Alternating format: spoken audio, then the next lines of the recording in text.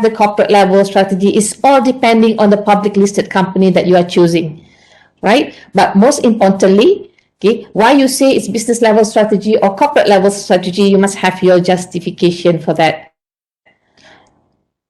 And at this particular stage, remember, you look at this part, you're supposed to be presenting and submitting only PowerPoint slides.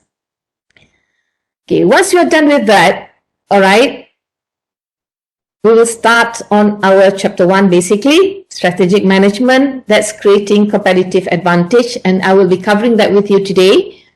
Okay, hopefully we can finish 3 chapters today. Okay, I'm not going to go through like line by line, slice by slice. Basically, I will just give you a rough picture of what it is all about and to make you understand what strategic management is all about and what are the important elements in strategic management.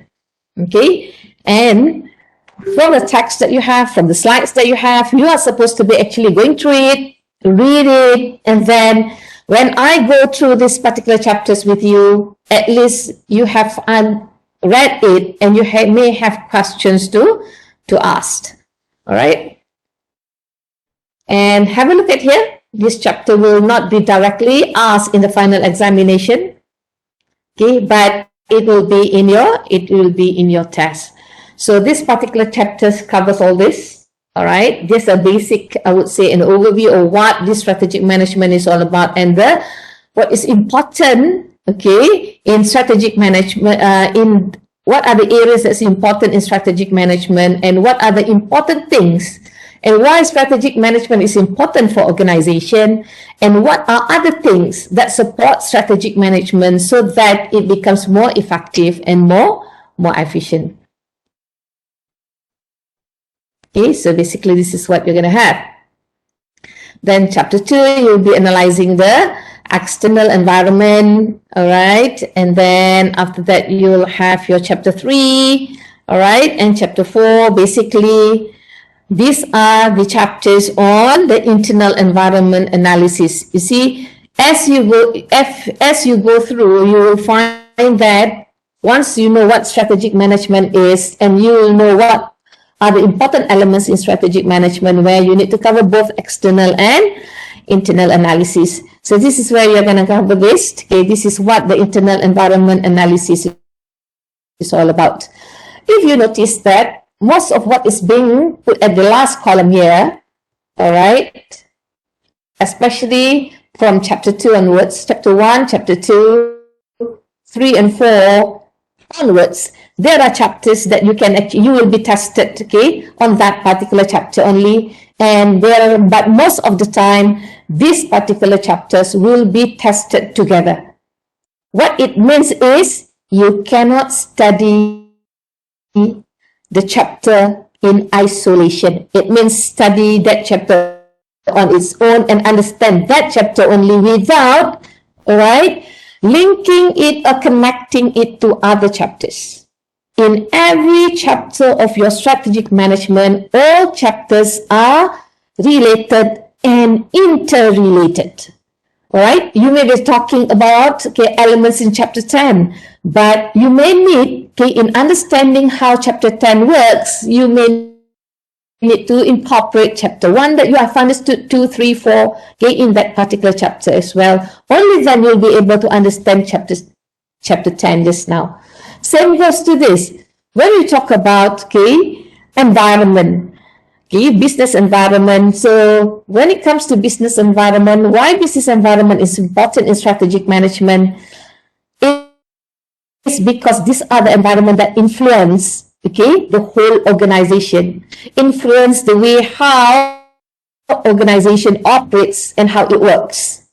All right. So that's the reason why you need to understand these particular chapters. And when you explain about factors that influencing the way that they operate or the way how it works and how it would actually move towards the direction that you want, they are always influenced by external and internal factors.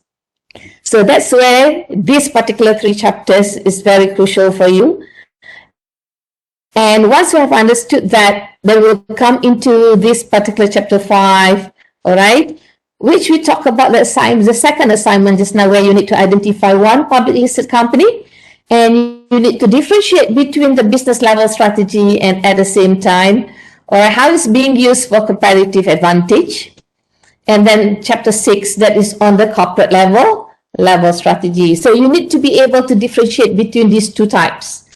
Okay, to ensure that things work. Okay, you need to know what other kind of strategy that's working in that particular organization. All right. So you may have the same type of strategy with your competitor, but not necessarily that, okay, that particular strategy that you are using, okay, end up successful like your competitor.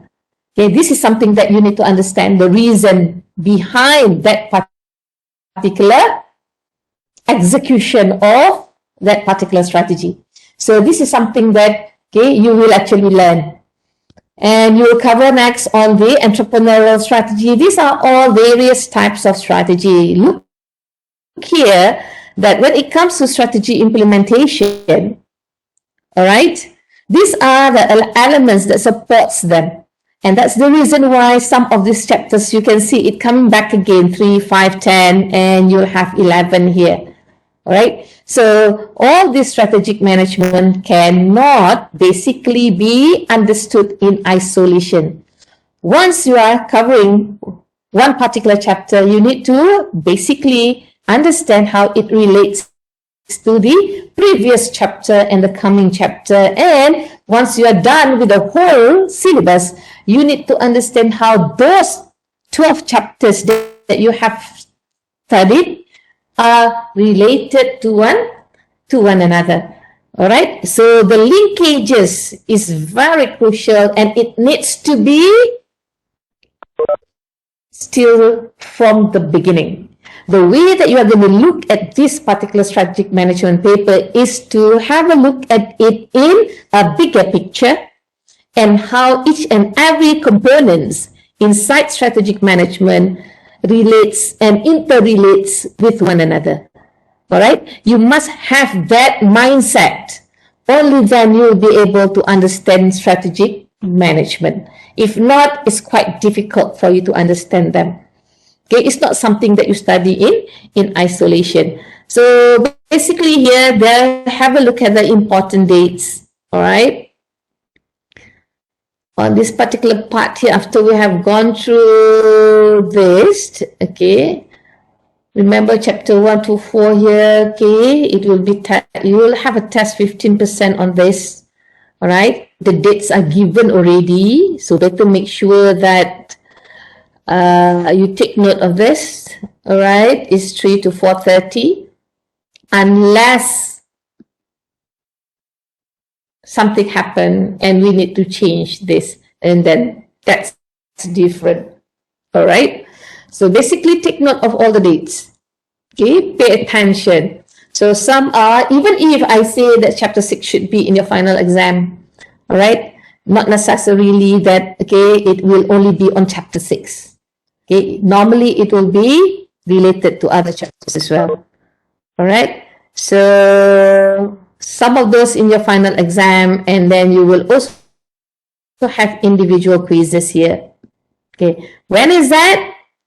After your cuti khas perayaan, that is 25th December until 2nd of January. Okay. And then next would be, okay, you will have, okay, week without wall. Basically, I think you know better what is week without wall compared to me, I suppose, because only when I joined Punca Alam that I know there's a week without wall, because for professional exams or professional classes, we don't have any week without wall. All right. And this is basically your cuti ulang kaji. I think your exam is quite late this time, isn't it? Oh, is it the same like before? It's quite late. It's quite late, yeah. It's kind of late. So it's ulang kaji 31st January until 6th February. And then penilaian akhir would be somewhere around 3rd, okay, 3rd to 23rd of February. Basically, during this cuti ulang kaji, some have started the exams. All right. So basically, these are the tentative dates that you need to actually take note. Yeah. Your tests, your assignments, your quizzes, okay, and then your presentation, your intellectual ideas, okay, and then your presentation and passing marks.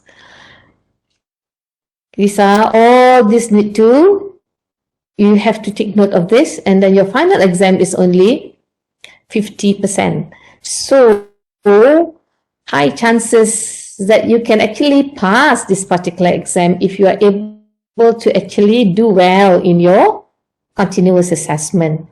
Okay, you don't need much to pass, it's 50-50. But if you want to score, then definitely you will have to put a lot of effort to actually score. This paper is easy to understand, all right, but to score is not easy. Okay, let me just remind you, to score it is not easy. Most students, their range of marks will be between C to A minus, majority. Once in a while that you will see people get A. Hardly could hear people get A plus for this paper. Like last semester, most of the students get A minus rather than an A. Yeah, you have one, perhaps, all right? But most of the students, the marks are between C to B plus. Okay, so I'm challenging all of you to actually get better than that. All right, so understand them well, know how it's being applied, then I don't think so it would be a problem for you to actually give a good answers. All you need to tell yourself is that this is an application paper, all right, and your answer must be logical. Okay, logical, it makes sense. Okay, not even though, most of the time, yes, there are common sense that you need to actually put into when you answer the examination question. But remember, even if you're using common sense, make sure your common sense is logical, all right, within the context. So different question, even though it's on the same chapters, right? Different case study given to you, you will have a different approach of answering it. So your answers can never be the same. And that's the reason why we know when students, okay, actually cheat.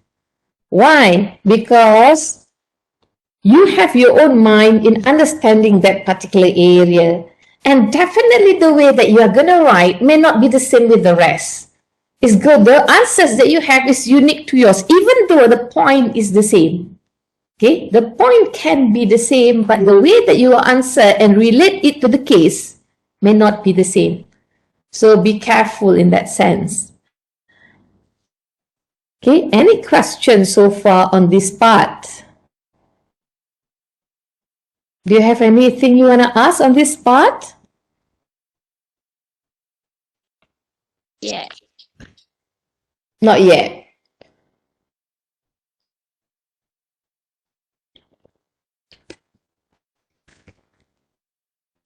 Okay, so since you don't have anything that you want to ask on this part, so basically let us start on this. Okay.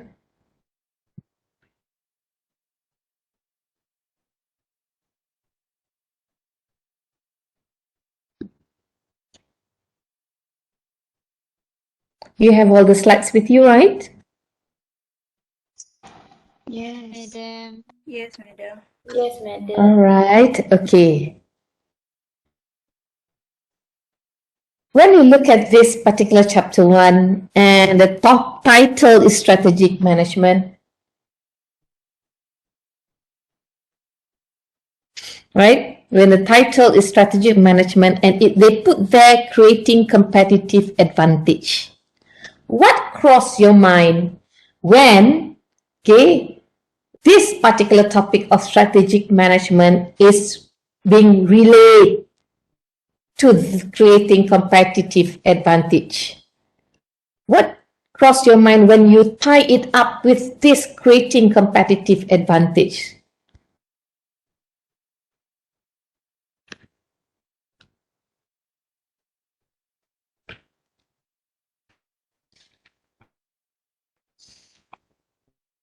What do you think? No wrong or right answer. Is there's an opinion. You can give your answers. Remember, don't be afraid to give your opinion when you write.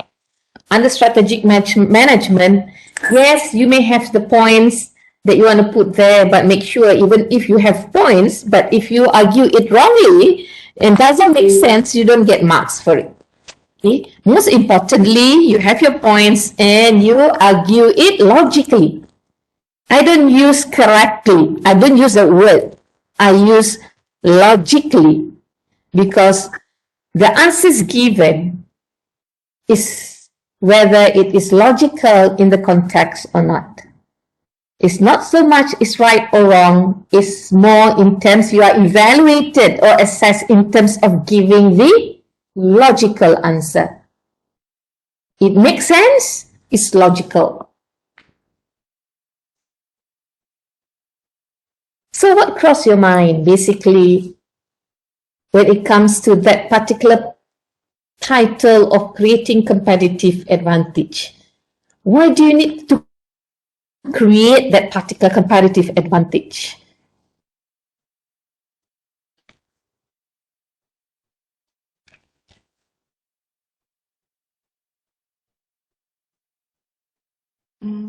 Produce more goods and service in lower price than others. So you are talking about producing goods at a lower price as compared to others. All right. Yes, that's one of the things that you will actually go through when it comes to creating competitive advantage. What else? Making a product that's unique and innovative. You're talking about making the product unique. All right. And you were saying just now unique and? Sorry? Product that is unique and innovative. And innovative. All right. That's correct. Right. What else do you understand? After this, I will actually explain to you how you're going to relate it in creating competitive advantage. All right. The logic behind it. Once you understand the logic behind it, the reason behind it, the key principle behind it, then you can actually, understand the whole of this particular strategic management, the purpose why you need this. All right. What else that crossed your mind? How to be better than our competitor. Yes, you're talking about how to be better than your competitor. What else? How not only to survive in the market, but also to lead the market. Yes, not only to survive, but you are also talking about you want to lead. What else?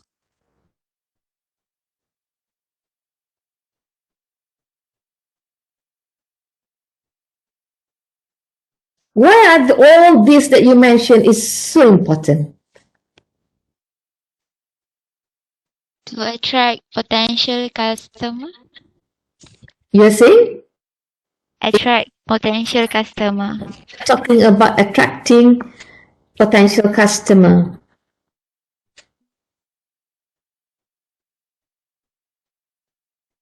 So basically, right? Yeah, okay, most of you are talking about produce at lower price. You're talking about unique and innovative products. You're talking about how to be better than competitor. Not only survive, but you want to lead in the market. Okay, you want to be a market leader. All right. So some of your friends here mentioned about, okay, unique. What else?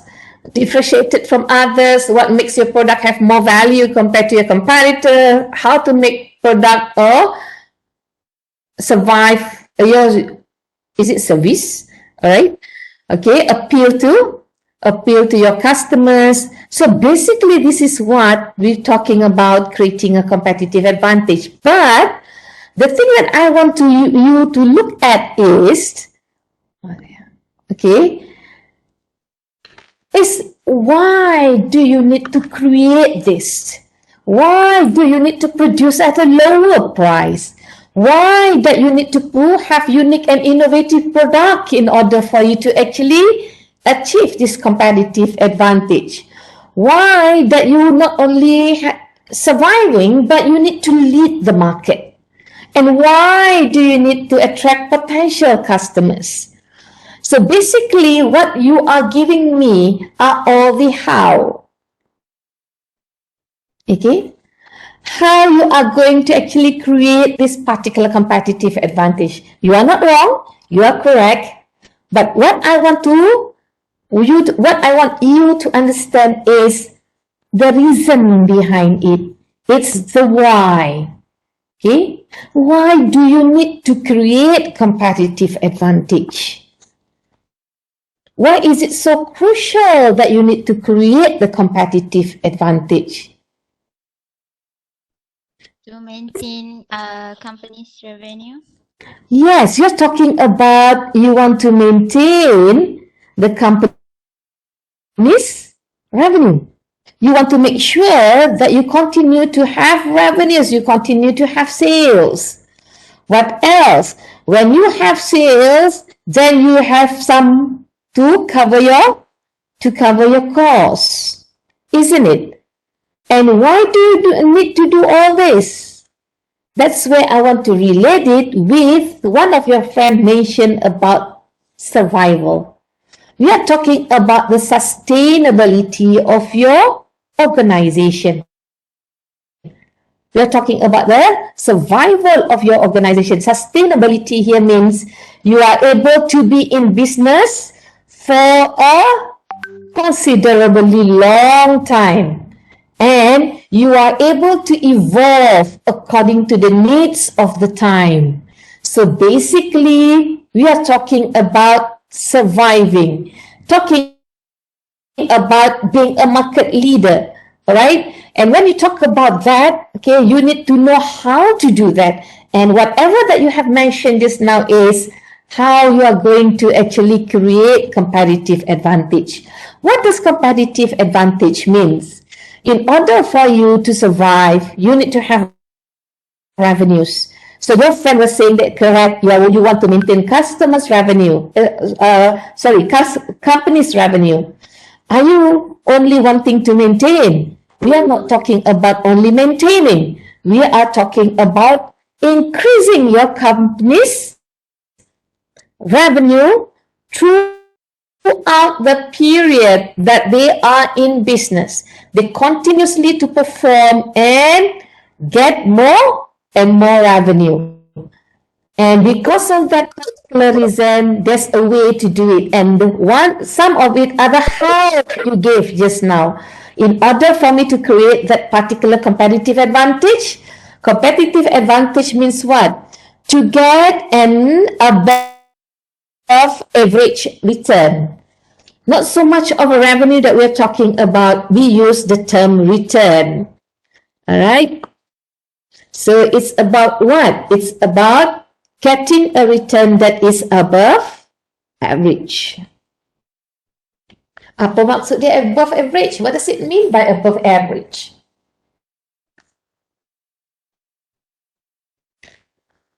What do you think?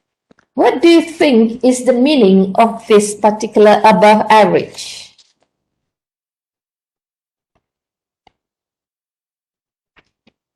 higher profit. Higher profit, unusual profit, but high, isn't it? Higher than whom? Higher than your competitor.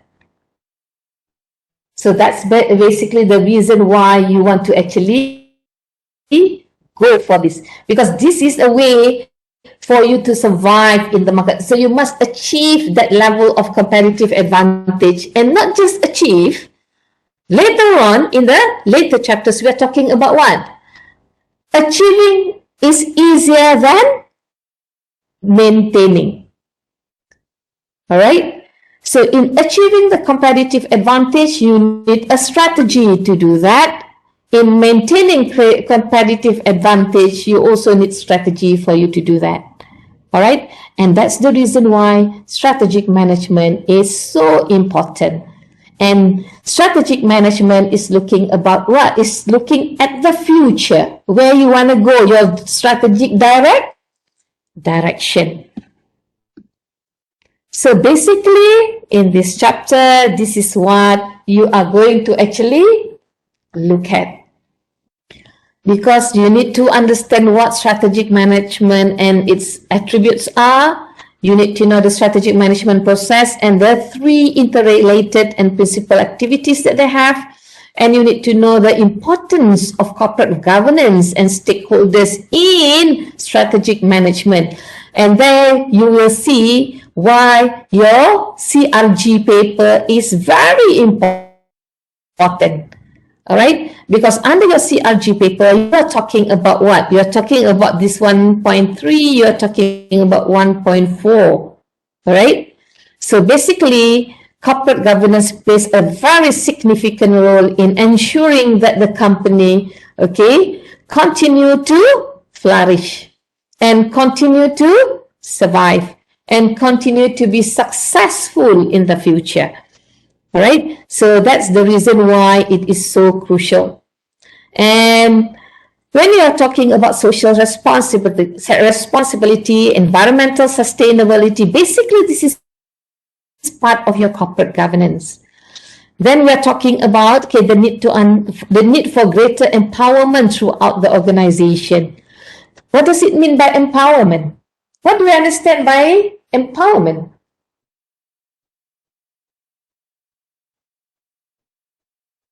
Apa dia empowerment?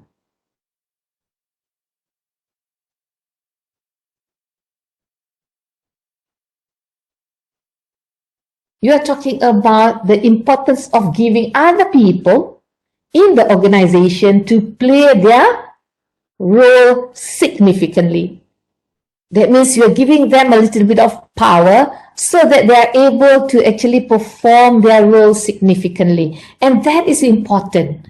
All right. So each and everyone in the organization have got their role to play. So for you to perform your role well, you need to have some sort of power to what? Power to make decision. Okay. Power, what else? Not just making decision, but power to strategize, things like that. That means you are given a freedom to think, all right, how to make things better. Not just waiting for your supervisor to say yes, your supervisor to say no, follow instruction only. We are not talking about that. Okay, so you must have a certain extent, okay, the elements of empowerment in the organization, right? And at the same time as well, creating an awareness. What kind of awareness? The hierarchy of strategic goals. What is the hierarchy of strategic goals? That's where you need to understand what strategic management is all about. Because goals will be created at different stages so that you will be able to ensure that you are moving towards the direction that you want. A goal means if you achieve that means, oh, you're already there. And once you are already at that level, you will create new goals so that you will be moving forward and forward. All right. For example, okay, what you are in now is you are in your final semester. What's your goal? What do you want? Basically, your goal now is to graduate.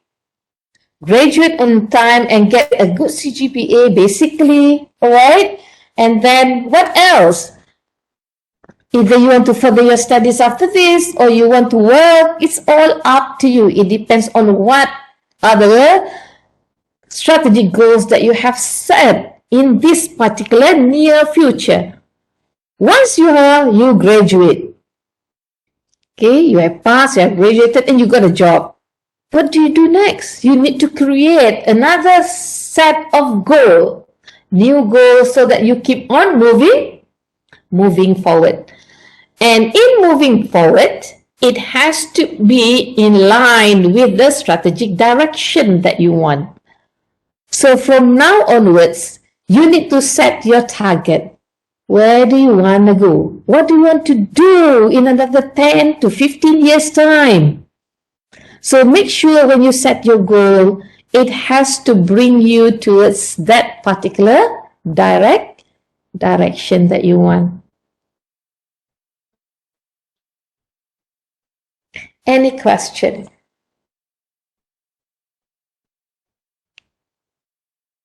And because of that particular reason, all right, that's why you see that the most important thing is leadership.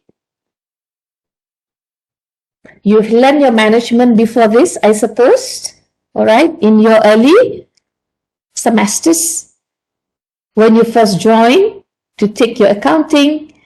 So you learn about management, right? Organizational behavior. So basically, there is an element of leadership there. Why is leadership is so crucial?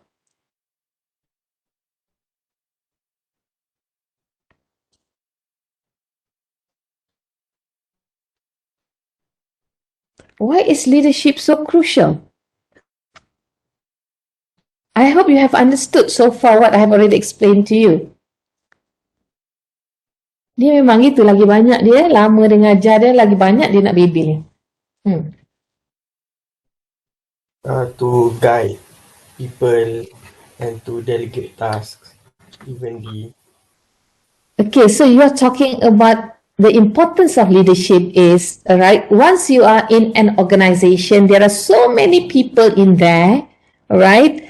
So basically, okay, a leader should be someone who can actually guide, all right, the people inside the organization to move towards the same goal, all right? So that is actually very important, and it's not that easy, all right? The reason being, why you need to guide them? Because the people in the organization are those who are going to actually execute whatever mechanism, okay, that you have in place to move towards the strategic direction that you want. In order for you to be at the level of comparative advantage, you want to get an above average return. For example, just now that, okay, you were saying that you are going to produce a product, a lower product, all right? And in order for you to produce a lower product, because you think that by producing a lower product, it would create a competitive advantage. As a leader, okay, like your friend was saying just now, okay, like what he was saying, that a leader should guide. Yes, basically a leader should know how to produce at a lower price. What are the kind of strategy that need to be in place, and who's going to do it? Who's going to run the show? So you need to identify who can do that. As a leader must know who are the people in the organization that can help him to achieve that particular strategic goals just now. All right? So you cannot just give instructions. A good leader would actually bring along or coach along their staff together with him or her to move towards that particular same direction. That's why you see that some people would say there are lousy leaders and there are good leaders. So these are the things that you need to actually look at why people always say that, right? So any question?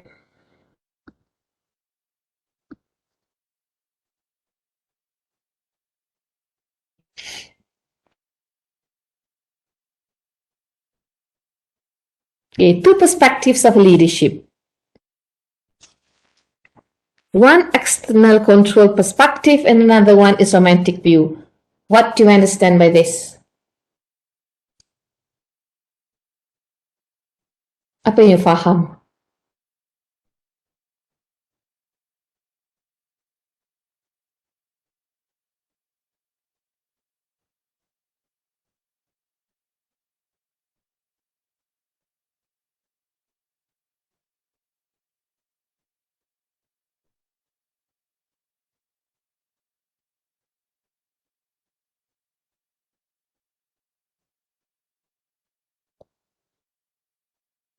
Apa yang you faham?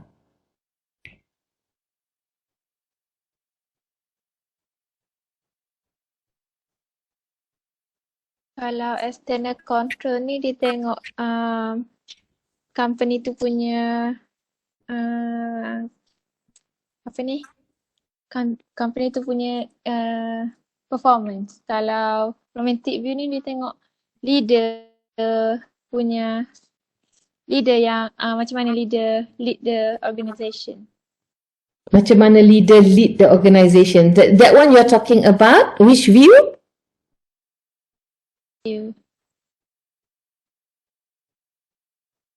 Apa dia tak dengar?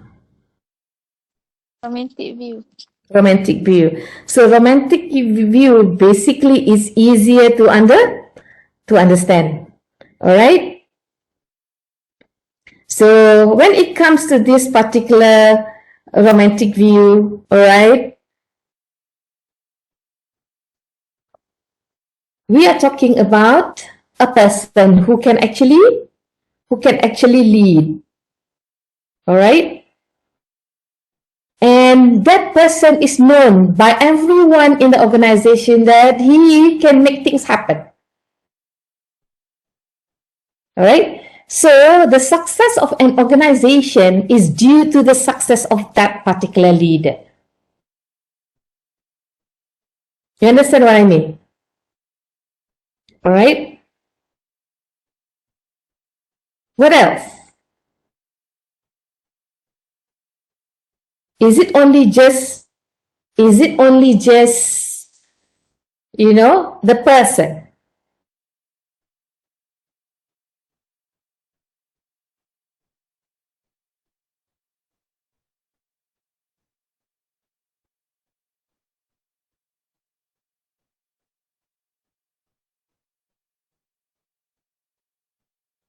What else? Kalau kat sini dia bagi example Steve Jobs.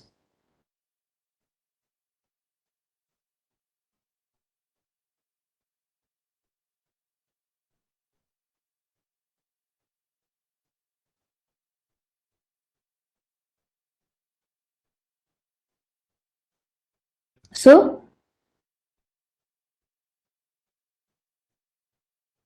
you're talking about, what about the other one, the external control perspective?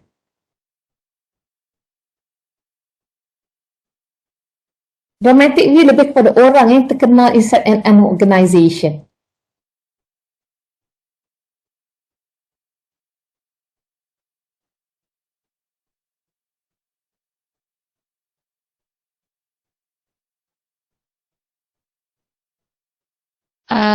External tu when the economy yang affect organizations punya success. Jadi kalau ada downturn, orang kat organisation akan terpaksa follow company, terpaksa follow ekonomi. Macam mana nak cakap? Explain. Okay, yeah.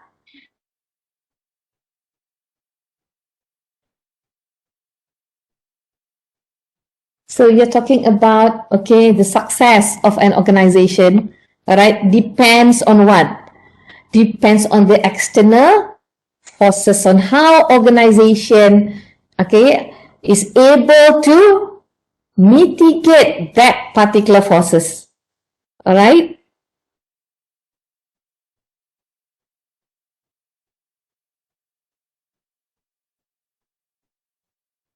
Okay.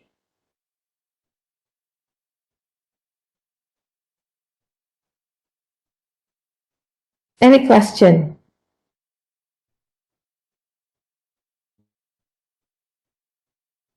Boleh tak bezakan yang berdua ni? Seorang kejayaan, okay, is looked at a person who is in charge.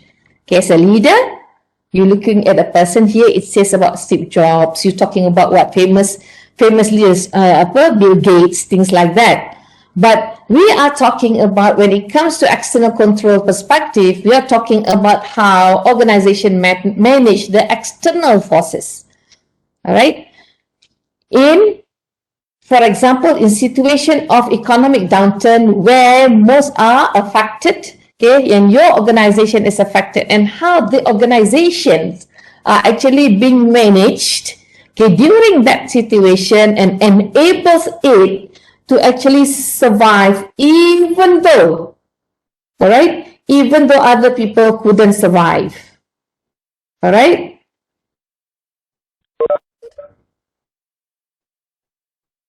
Madam. All right.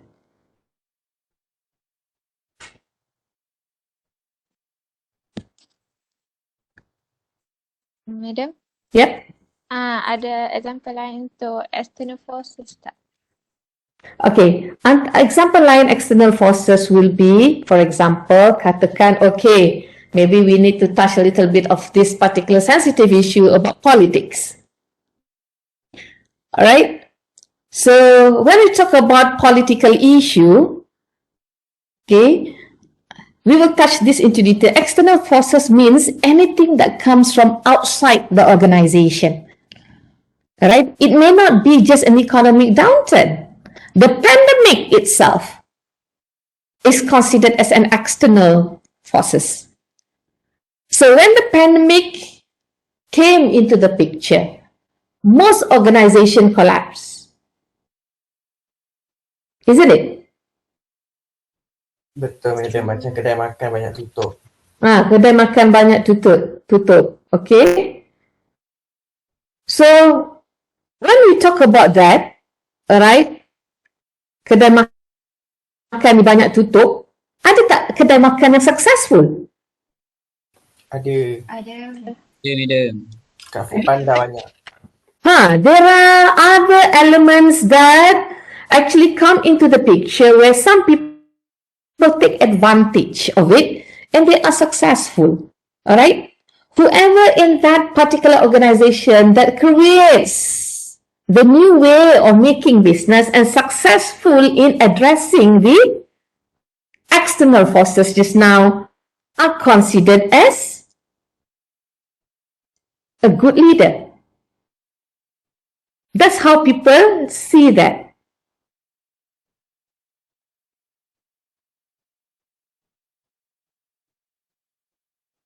Can you see that? Madam. All right. So that means easy to say anything that is outside the organization that can cause chaos or a threat to the organization, and the organization is actually able to survive.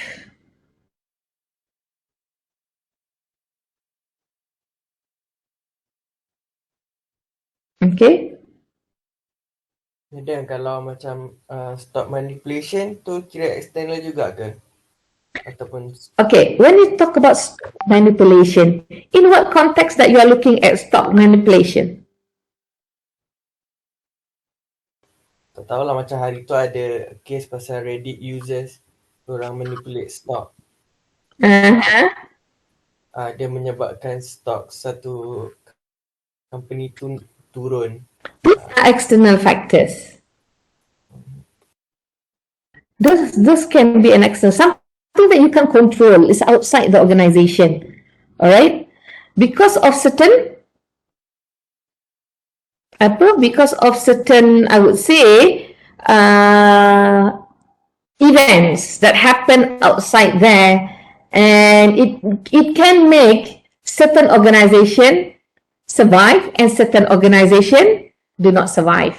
One important element is that, okay, when it comes to what you are talking about just now, another aspect that need to be looked at is that when it comes to playing around with information that relates to stock, is there any other elements like ethical issues coming into the picture? All right. If there are, then the implication will be, all right, if it's a good ethics, then it will be okay. If it's not, then it might further tarnished. All right.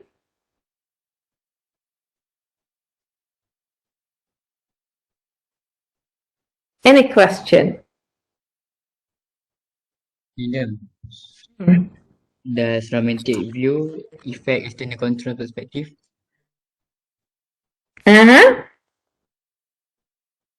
Romantic view ni affect external control perspective. Internal control perspective? Romantic view. Romantic view, yes. External control perspective. Yes, it can be an internal. Sebab dia orang dalam, ya.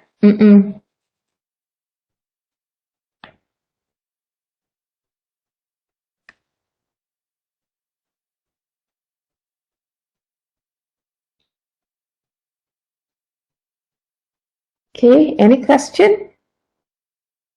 Rasa-rasanya okay.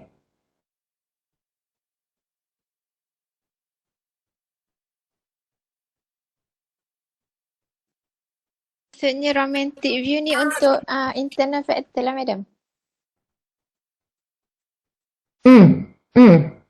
Yes.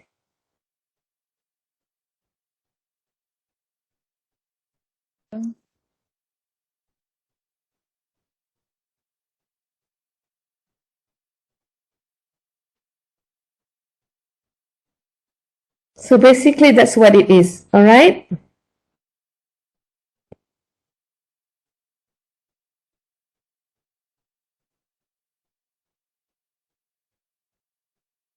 Okay, so are you clear on that one? What are the difference that these particular leaders can do when they are faced with situations that can create, okay, a disaster, whatever it is?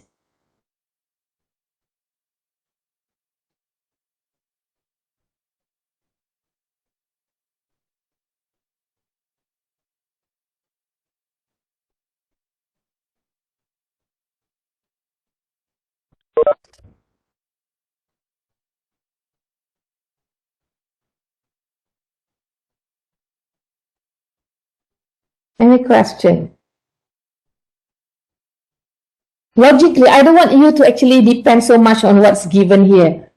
How a leader can actually make a difference?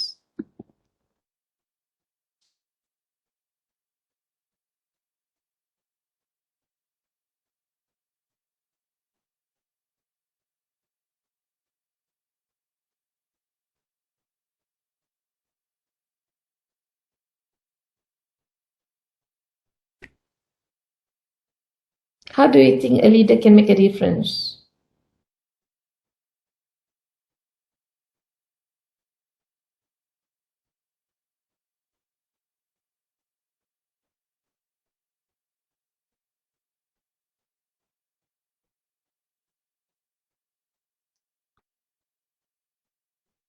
Think about it.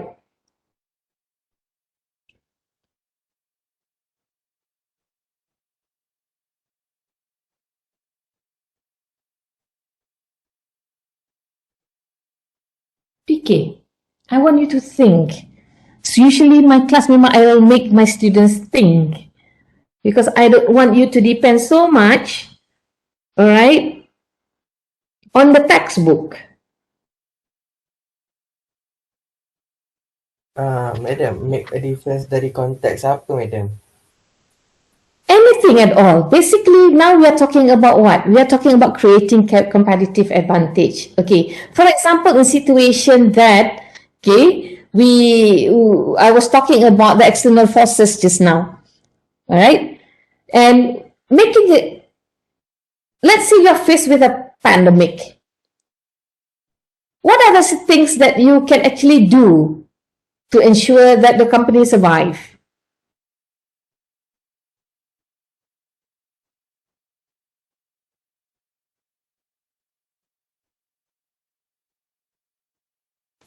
Be apa ni? Be ready for changes Be, and always continue to try to grow. all right. So when you say that, go deeper in talking about the changes that you want to make. Any example? Um, like before this, maybe we do our business traditionally, like there's face to face. When during the pandemic, we can try to do it online and try to market it more Yeah. Okay. on social media, on radios, and TV, something like that. Other than buying a billboard, which is clearly not um, very apa, berkesan lah at times Hmm. like during PKP because people don't actually go out, so they listen to radios and be on social media. So we have to invest more on marketing there. True, correct. That means you need to you need to initiate something. Okay, you must have an initiative to make things better.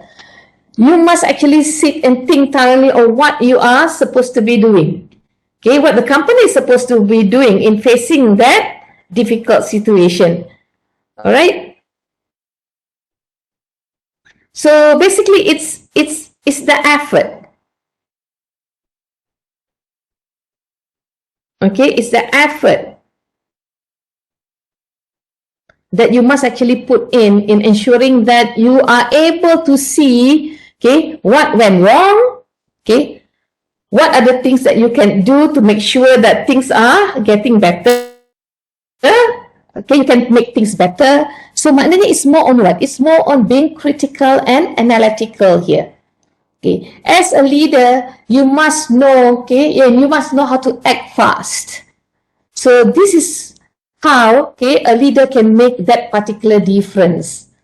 Okay, so everything that you have here are all more towards the textbook kind of terms being used. All right. So I wouldn't want to actually use these terms. I want you to use your own term so that you will be able to understand more. Give your own opinion. Apa yang you mentioned just now, be proactive, anticipate change. That means finding a way to make things different. Okay, finding out how to make, okay, not just that making things different, but you know how to actually manage the situation that you are facing by the examples that you gave just now. All right, you know the do's and the don'ts basically. So that actually helps company to survive.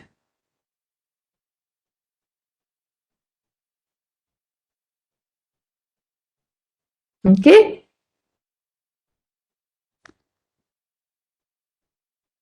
So apa the strategic management then? How does it relates to these particular leaders?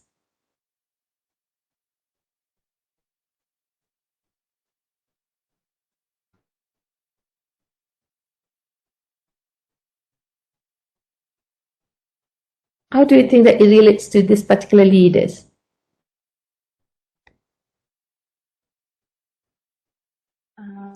The leaders yang responsible to manage the strategic decisions of the company. So if the leader salah pilih strategies, then the company tak boleh achieve the goals. Does that make sense? Betul? You are correct. basically, when you are faced with difficult situation, all right, as a leader, you need to know what would be the best strategy at that particular moment, right? It may not be the best of the best strategy, but at that at that time, okay, during that particular situation that you are facing, okay, the difficulties that you are facing, what would be the best for you to the best strategy for you to take up for you to survive, all right? So as a leader need to know that, all right? A leader need to actually be able to find a way out. So identifying a strategy that can bring a way out for the company in difficulties, that is the role of the leader, all right? So once we are talking about leader trying to formulate a strategy, let's just look into what strategic management is all about, all right? Strategic management is looking into how you are going to manage your organization strategically, all right? So when we talk about managing the organization strategically, apa yang you faham strategically? That means you have some steps that you may want to look at in order for you to come up with a certain strategy. Right? So it's a scientific way of looking into what would be the best strategy to move forward. So strategic management basically involves an analysis. You have to do some analysis. It's not just a strategy that falls from the sky. No, you need to do some analysis. All right? And among the things that you will need to look at will be the strategic goals. Basically, we are talking about your vision, mission, and strategic objective. What else?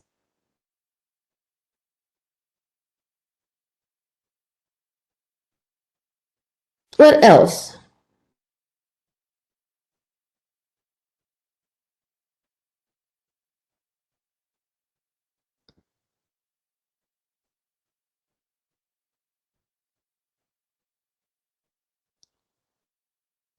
Is that all? Just do analysis?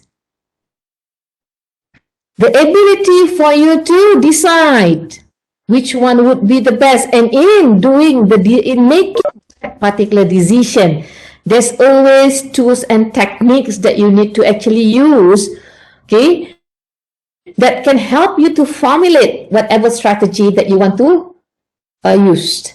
All right. So basically, these are some of the elements that you need to look at. And then actions will be executing the strategy, implementation or executing the strategy.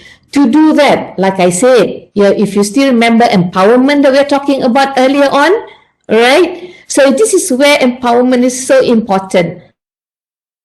All right, you need to identify who's going to execute this strategy, which department are involved, who are the people involved, what kind of resources that you need.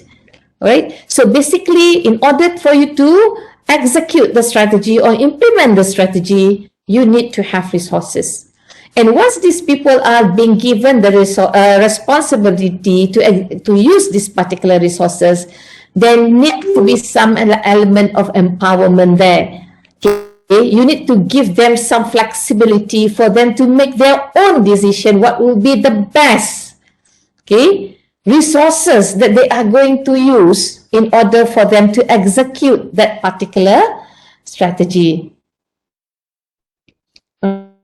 Right? So in a way, we are talking about in determining which direction to go is not just, using your ini, mini, miny, mo, this is what I want to do. No, it's all about doing some analysis. Every decision must be supported with some facts and figures if possible. All right? And only then we are talking about executing those particular strategy. And in reality, not all strategy, all right, can actually be executed immediately. Some will face some problem, all right? So some may have a clear direction, no obstacles.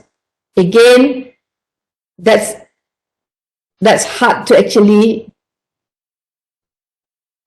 looked at, all right? It's quite for you to say that you'll go through things without any glitches. Any question?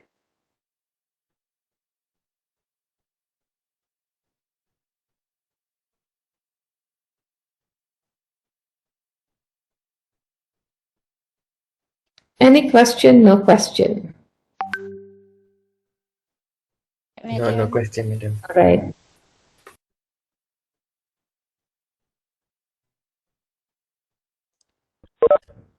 Okay. Okay. Another thing that you must bear in mind is that when you talk about strategic management, all right, when you talk about strategic management, we are talking about what? We are talking about future, right?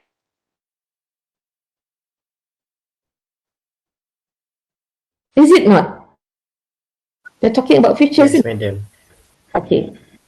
When you are talking about future, do you think that it is certain? No, the future is very uncertain. The future is very uncertain. All right. So when the future is very uncertain, and that's the reason why, all right, you need to actually take into consideration the risk.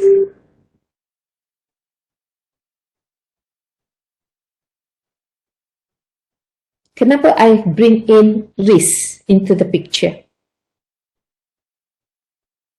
Because when there's uncertainty, there's always risk. You Yes, just need to manage this. yes, because you don't know anything about what the future might be. And bear in mind, when the future is so uncertain, all right, when the future is so uncertain, it means that you don't know whether you are going to achieve what you have planned for, isn't it?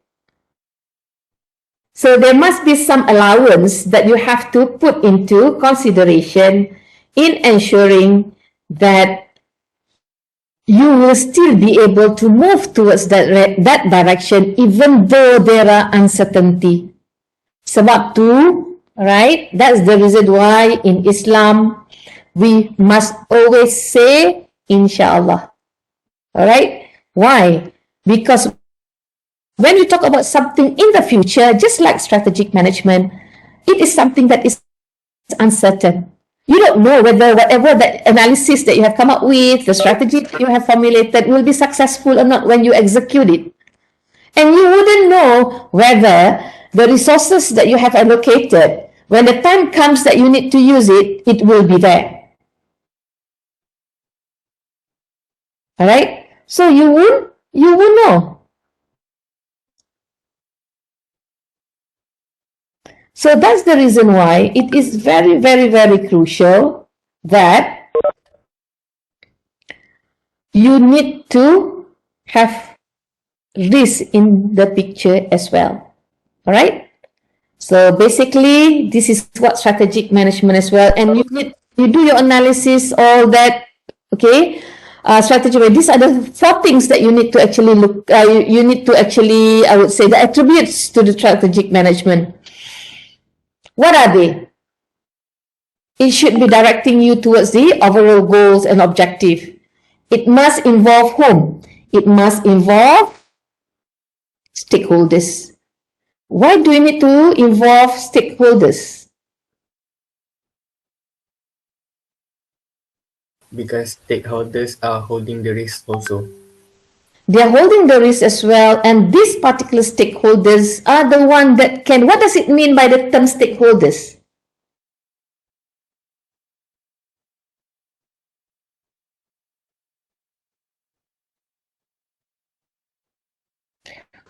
What does it mean by the term stakeholders?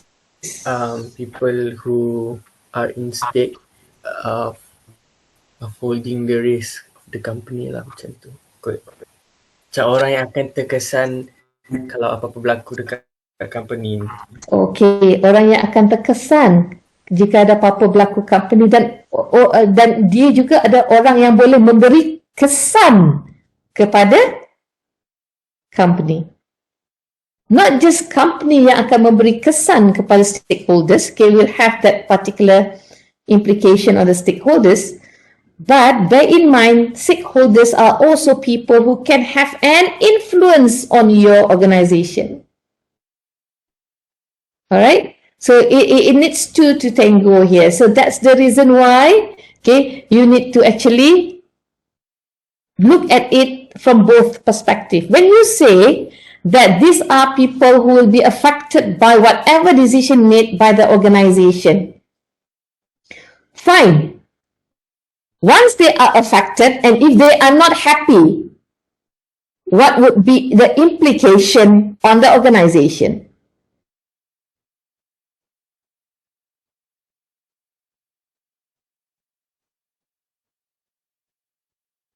What will be the implication on the organization?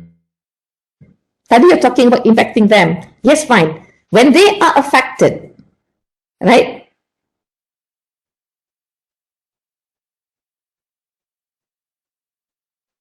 Would there be any implication? Yes, there will be implication towards the organisation too. Sebab contoh macam employees stakeholders juga kan. Kalau employees happy, jadi dia pun tak boleh nak perform untuk naik untuk ke arah organisation punya goal. Kan? So it takes two to tango basically. That's the reason why you need to take into account the stakeholders. One, strategic management should direct the organization towards its overall goals and objective. Second, it must include multiple stakeholders. Sometimes it may not just be your employees. All right? It can also be your customers. These are all stakeholders. Anyone who has what? Interest and influence on your organization. All right?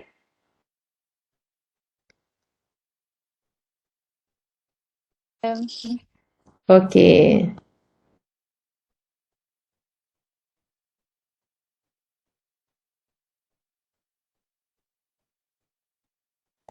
Okay, right. Next. It needs to incorporate short-term and long-term perspective. Why do you think that they need to do this?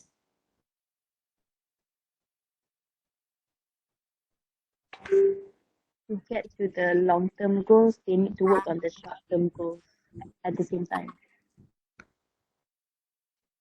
Why? Saya akan banyak tanya why. Why?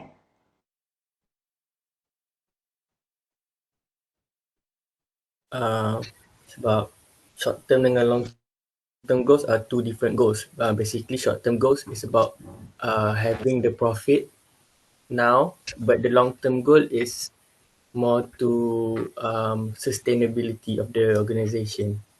Yes, you're correct. So, okay, why you need to actually incorporate both short-term and long-term perspective is that basically when you talk about short-term, it's more on achieving this particular low-hanging fruit. You want to get an immediate profit. But remember, an immediate profit can never promise you that you are going to survive in the future. Right? Because in order for you to gain this particular short-term profit and move forward and able to actually get your long-term profit, it has to be in line with your strategic goals. Okay? You cannot just be focusing on your short-term and you forgot that when you focus so much on short-term, you might neglect your long-term. So it has to have some balance there. So you have to be very, very careful in that sense. Alright? Kita tak nak you kejar sangat the short term, but you are losing your long-term profit. Okay?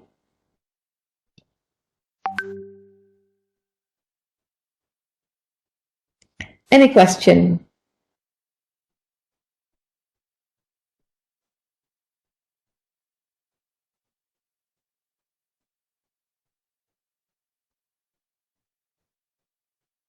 Okay. You need to be able to recognize trade-offs between efficiency and effectiveness. Why do you need to be able to recognize this? Kenapa nak kena recognize ni?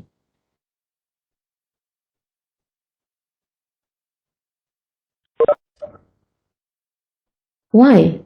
Why is it so important?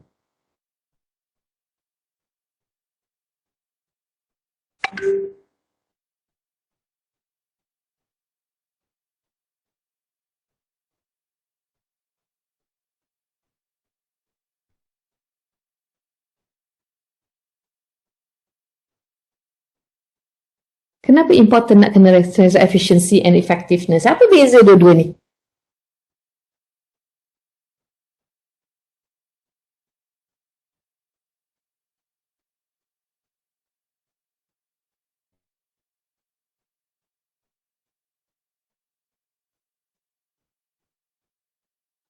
Apa beza dua-dua ni?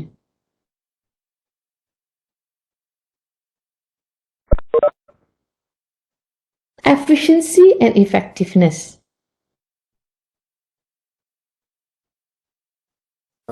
Efficiency kecekapan, maksudnya macam how well the organisation handles alamak, sorry madam, bunyi vacuum.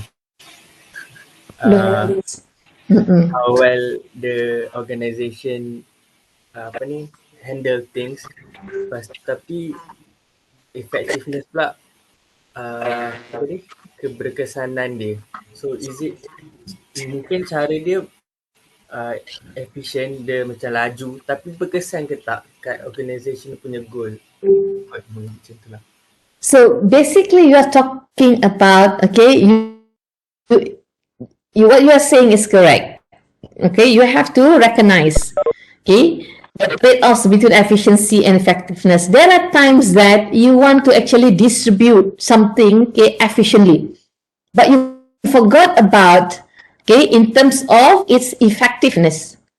Doesn't mean that giving things more to people, all right, would be effective, okay, in moving towards your goal. Sometimes it may not be.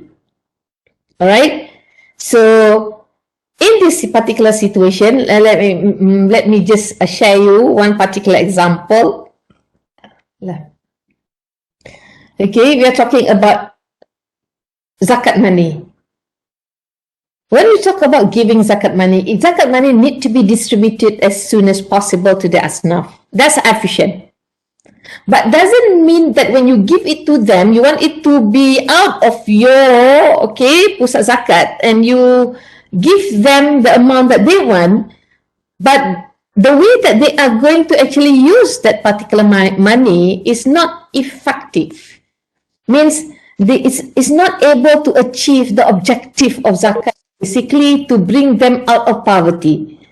So even though you distribute it fast to them, and if you find that it's not effective in bringing them out of poverty or bringing them out of that particular difficult situation, then there's something that you need to look at. How are you going to balance between these two? All right. So basically, strategic management wants you to look into that as well. Okay.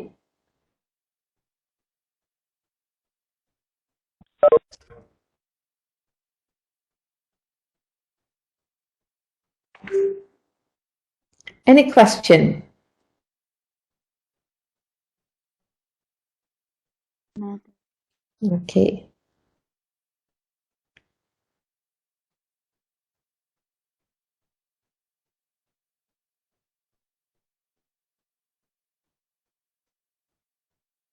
Okay.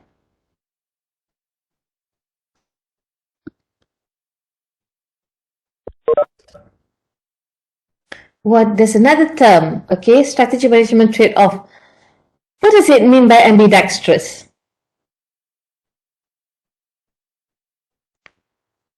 Ambidextrous is a manager who is able to actually focus both on long-term and short-term effectiveness, okay? Short-term efficiency and long-term effectiveness together. Okay, you are able to actually not just benefit from your short-term goals, but you also be benefiting from your long-term as well. So this is what we meant by ambidextrous. Okay, this is the character of a manager on what are the skills that they actually need to have, basically.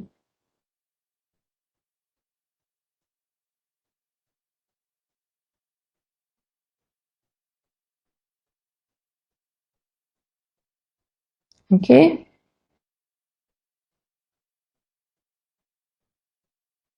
Right. You all okay? Saya okay je. Saya bercakap boleh je. Lama-lama pun. Okay. Okay, madam. Alright. Okay. Why does it need for you to actually look at intended strategy and the realized strategy? It goes back to the uncertainty and the risk that you have to face just now. We're talking about the future.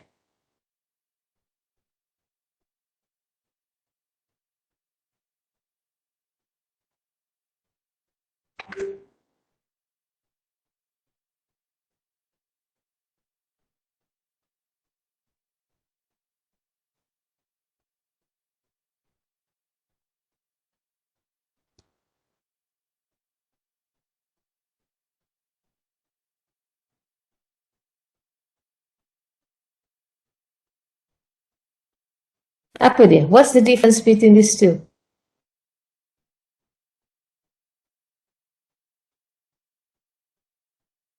Intended strategy tu macam waktu kita plan.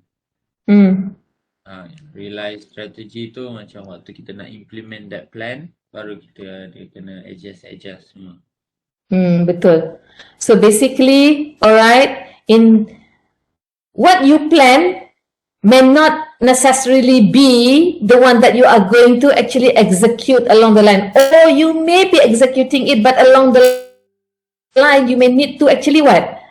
Change it, right? So in realizing this particular strategy, basically along the line, you need to actually look at, okay, to what extent your strategy enables you to actually move towards the direction that you want. Because why? Sometimes, like I mentioned to you, you thought that you have the resources, but along the line, when you execute it, you may not be having as much resources as you thought.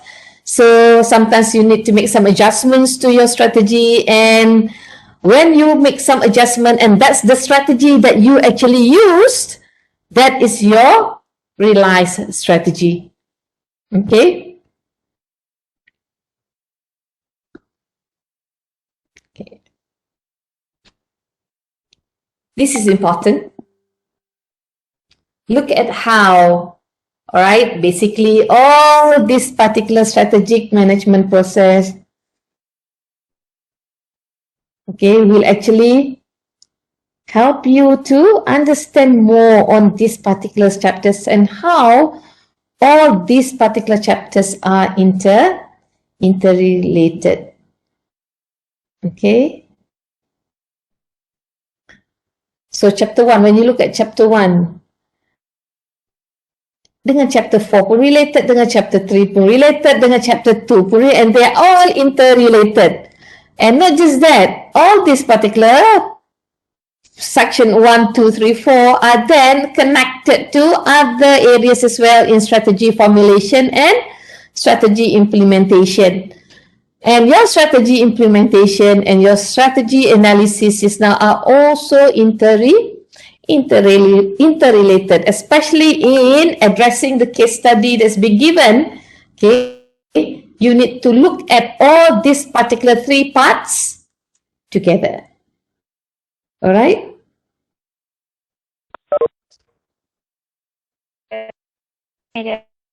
All right.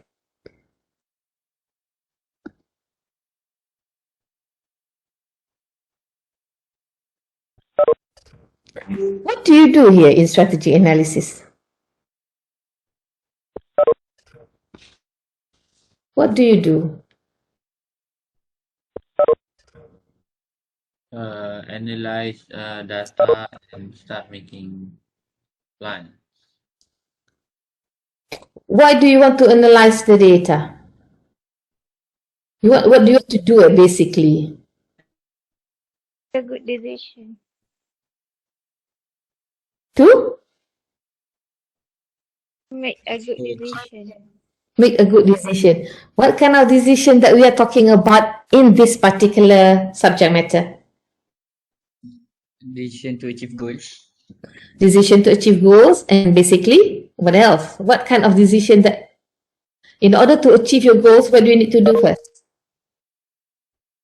Set your goals. Analyze your goal. Decide your goal. Set your goals. What else?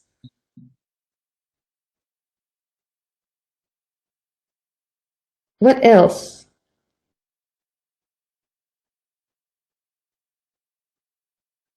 The difficulty. Macam mana?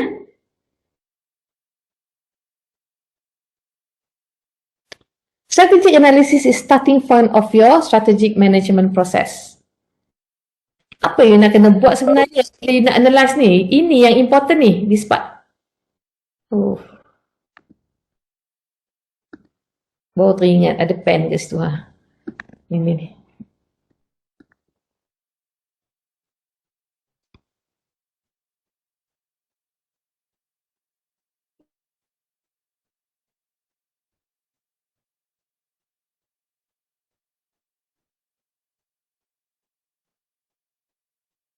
You nak formulate your strategy kan? So that's the reason why you do the analysis. Why you need to do analysis? What does it mean by the third sentence there? You don't want your goals to be? Goals selalunya apa? Dia punya goal post to keep on apa stretching kan? Nak capai ni, nak kena capai yang ni pula, nak capai ni. So you have to be very careful in that sense. Alright? When you want to actually formulate your strategy.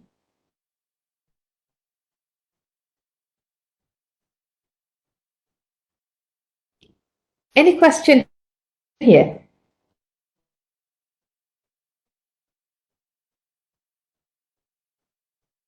Madam. Alright.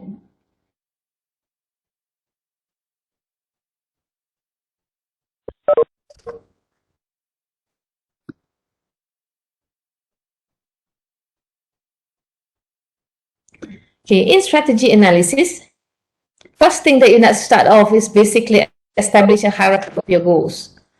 Vision, mission, and strategic objective. What do you know about vision? Vision ni apa? Apa beza tiga ni?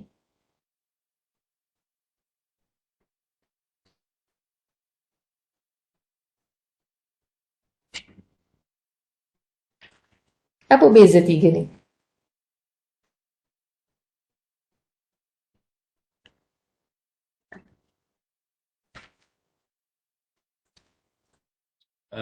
Vision ni macam harapan untuk company. Macam after a few years, macam tu. Dia macam is more on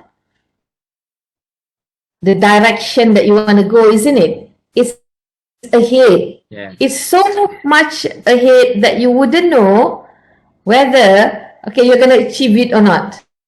But basically, you need to have that particular vision for you to actually move forward.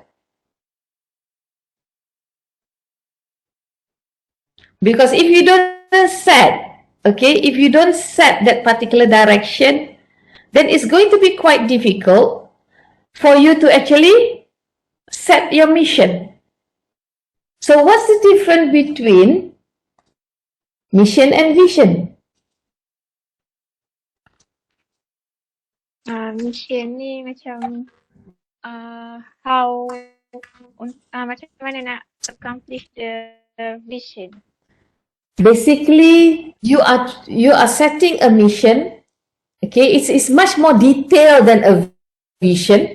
All right, and basically it's a way how you are going to move forward in achieving your vision. And it goes again, it's cascaded down, all right, into strategic objectives so that you'll be able to know, okay, whether you are able to achieve at least your short-term objective. Alright, so maknanya dia long, and then basically you cascade it down to a mission. Alright, and then after that, for you to achieve your mission, you are going to cascade it down into strategic objective. Alright, why do you need to have the objective? Only when you achieve your objective that you are moving towards that particular you consider as achieving your mission, and you are moving towards your direction.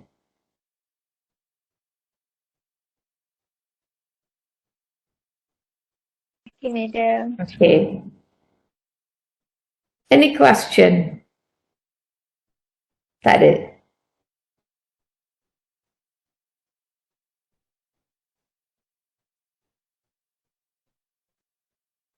Mission dengan short term goal sama tak?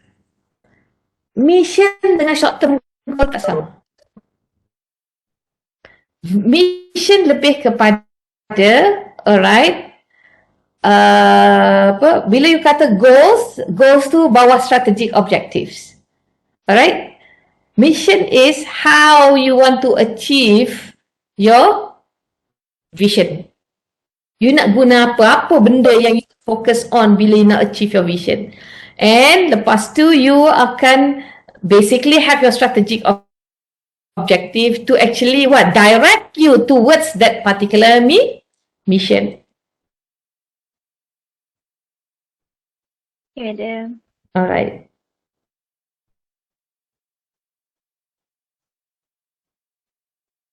Okay, any question?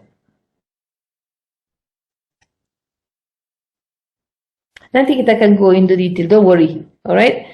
Chapter 1 ni dia macam an overview of the whole of the chapters basically. Okay, then you will be analyzing your external environment of the firm. Alright. Dia akan ada general and industry environment. Okay. And then you akan do the kind of analysis that you're going to do will be internal environment as well that you need to analyze. And you are also looking into the resources. That's where you are going to assess the firm's intellectual assets, right? Sebab apa ni? All these are the resources that can help you to create the competitive advantage just now. Have that particular thing in mind. You are trying to create competitive advantage. Once you have done the analysis, basically you are going to formulate your strategy based on your analysis that you have done. Okay, you will know where your direction is, all right? And then once you know your direction, okay, basically you are going to actually execute them. You can choose your direction ni. You akan ada banyak strategi, but after that, all right? Once you have identified all this particular strategy, you have done your analysis, okay, to actually choose which particular strategy that is actually worth going for, then you are going to execute them. In executing them, basically, all right, you will need to, what are you going to do next? You need to actually look at your resources. That's the reason why you need to actually do the What was the analysis that you need to do just now? What was the analysis that you need to do just now?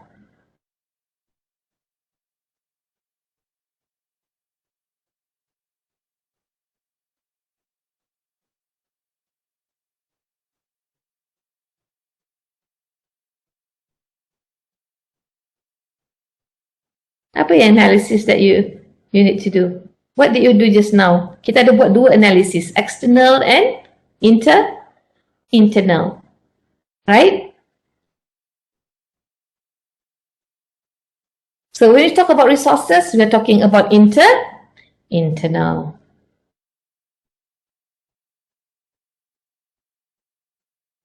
Any question? Okay, so basically these are some of these strategy formulation that you will be developing. Remember here, you can add several levels of strategy.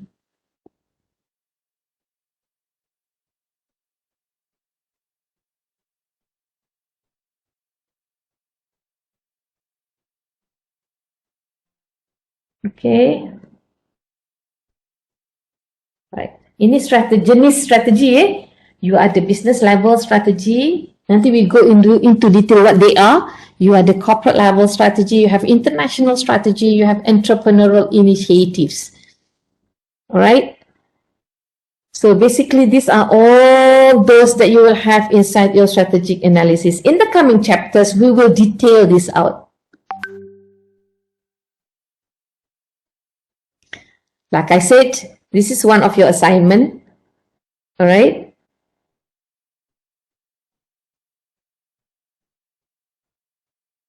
This is one of your assignment to actually be able to differentiate between business level strategy and corporate level strategy. So we will go through this in detail once we move into chapter 5 and chapter 6.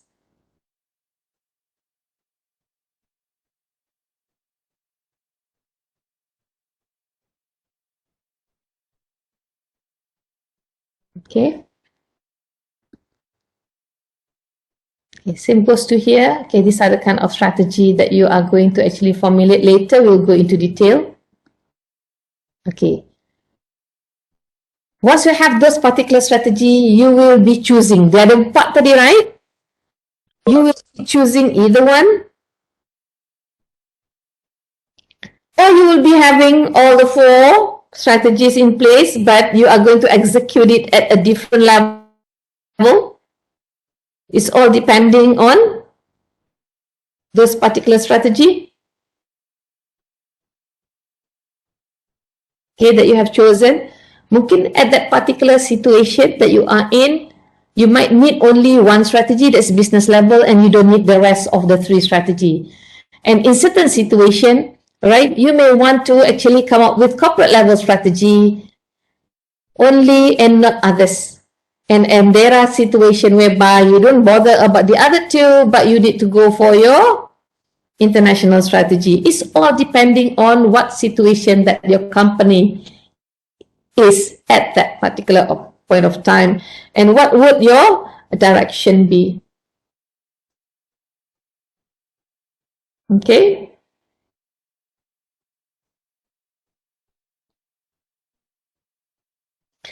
Any situation, any question?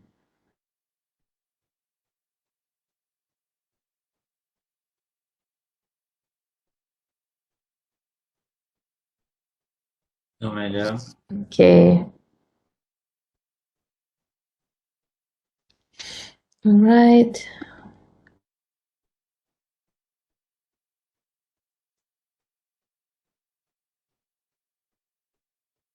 Okay, let's move. Okay. When it comes to implementing,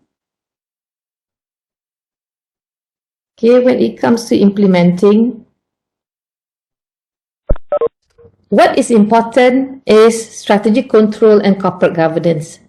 This one is just an overview. All right, I'm not going to go into detail yet. Later on that we are going to go into detail. And that's where you need to be looking at how important it is, okay, that you focused on strategic control when it comes to implementing it. Why? And when we talk about corporate governance, why it's in the picture here, you must make sure that when you execute your strategy, it has to be an ethical way of executing your strategy. Okay, you tak nak lah, you want to get a good profit, but at the same time, you topple other people. Alright? Or you use dirty strategy. So we don't want that, alright?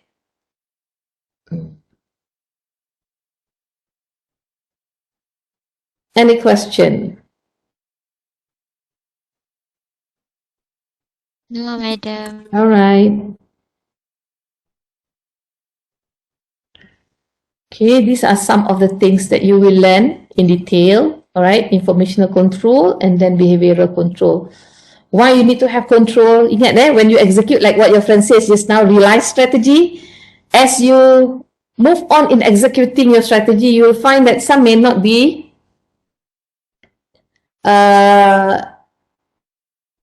suitable at that particular point of time. So you need to do some adjustment. And these are some of the activities of information control and behavioral control that you are doing. And in doing so as well, all right, so you need to ensure that it is ethical. Whatever that you do, it has to be ethical. Okay? So kalau tak ethical, what will happen?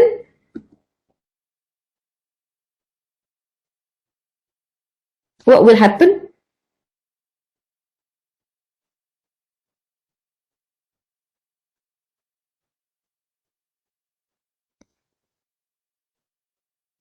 Apa jadi kalau tak ethical? If you do a strategy that's not ethical, what will happen? Reputation of the company will be badly affected. Yes, definitely. We're going back to what? Reputation, right? So if it's badly affected, okay, sometimes company fail or collapse, not because that they don't have any money or resources. They collapse because of what? Because of what happened? Because of what? Because of reputation, the unethical things that they do. So you don't want something like that to happen. Okay?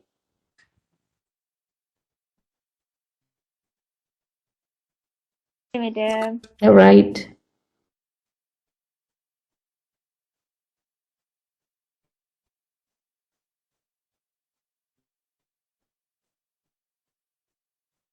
Okay. So like I mentioned to you, okay, in executing your strategy, these are some of the important elements. It goes back to what? Talking about creating learning organization and an ethical organization. So this is why leaders plays an important role. And we are talking about learning organization. We are talking about what? We are not talking only about mistakes. Okay, we are talking about how you learn from the mistakes as well. And if there are any way that you can improve in your organization, making sure that you can develop talents that will be the best. All right. So there are a lot of things that you need to actually do when it comes to strategy implementation.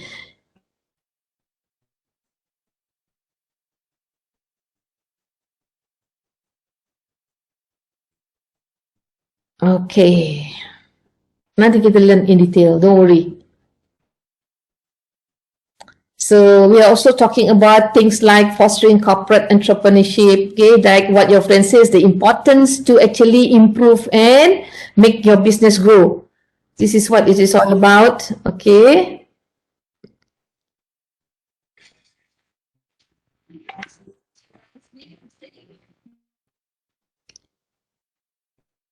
Right, so these are some of the things that we will learn into detail.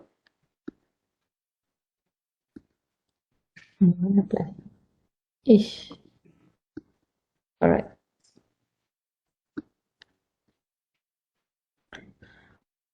So elements that you need to go back and open up what you have learned before this that is on your Corporate governance, basically, okay, we are looking into how important corporate structure is and how important it is to ensure that the organization that you are in is actually governed well.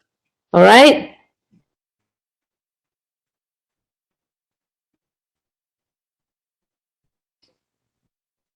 Kenapa kena balik-balik kan bila kata you must always remember kenapa this is important logically. Why do you think that corporate governance is important in business?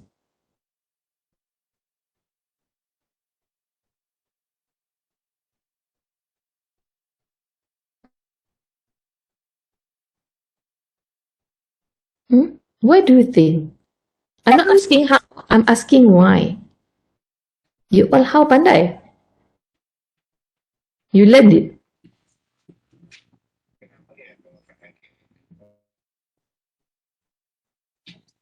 Tak dengar, you cakap apa?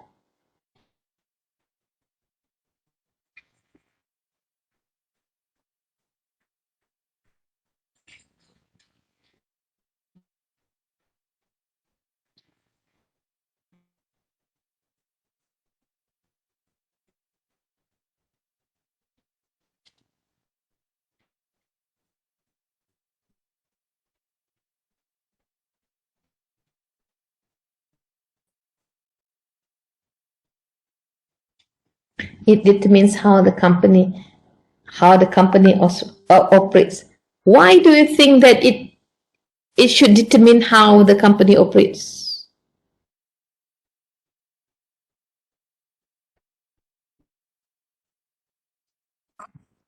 It creates the system and the rules of the company. So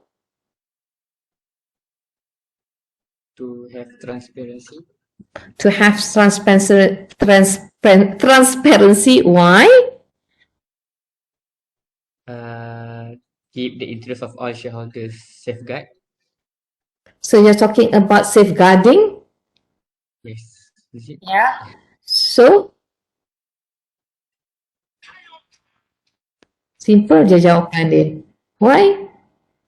Reduce opportunity for corruption. Reduce opportunity for corruption. Why? Why you need to do that?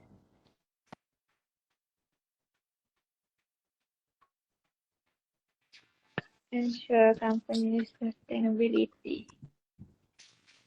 To ensure the company's sustainability. So,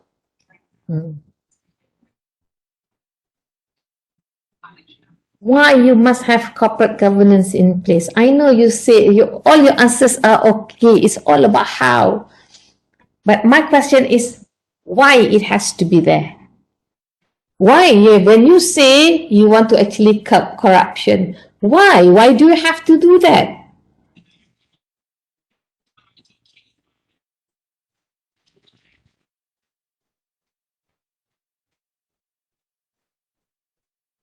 Because it creates system. It creates. System, rules. Yeah, it. So what's the purpose? To determine how a company operates. To determine how the company operates. Why? So it aligns the interests of.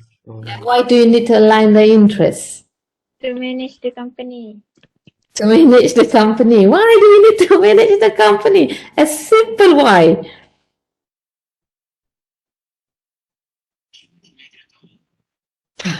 Sudah tak boleh jawab lah. Madam, kalau to make sure the organization is ethical and avoid scandal or fraud that will appear the bad reputation of the company. Yeah. So why do you need to avoid the scandal and fraud? Protect company's image. Yeah, for the company's image. Yes, one thing. Yeah. To protect the stakeholders. Protect the stakeholders. Yes. So why do you need to protect them? How do you protect them? Why do you need to do that?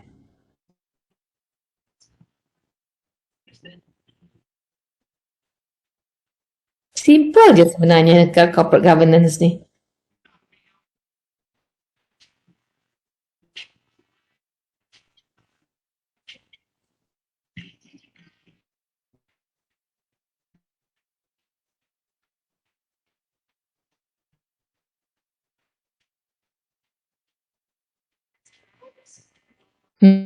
To ensure company survive for a long time. To ensure the company survive for a long time. Yes.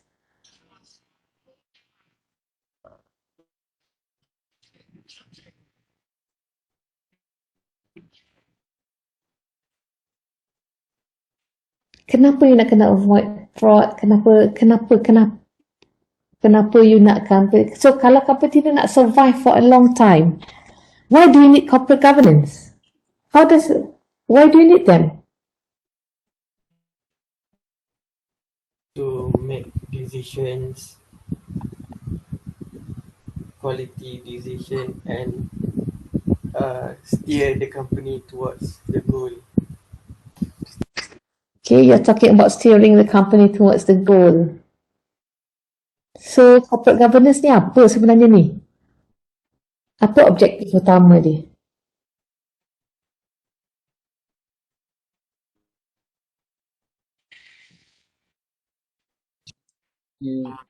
Public trust. Public trust. Public trust, ya. Ada satu benda yang you all ni tak boleh nak nampak ni. Cuba. To achieve long-term goal. To achieve long-term goal, yes. But why is corporate governance so crucial then? Sebab dia satu benda yang menggerak organisation. Dia menggerak, macam mana dia nak gerak organisation ni? Cepat. Siapa boleh jawab?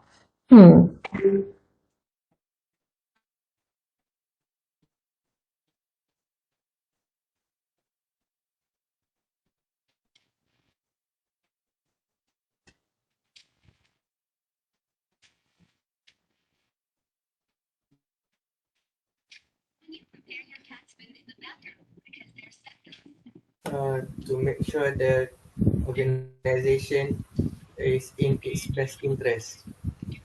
To ensure the organisation Is in its best interest.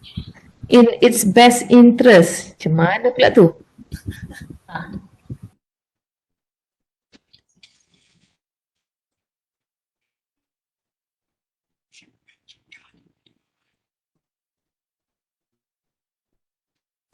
To make a better decision.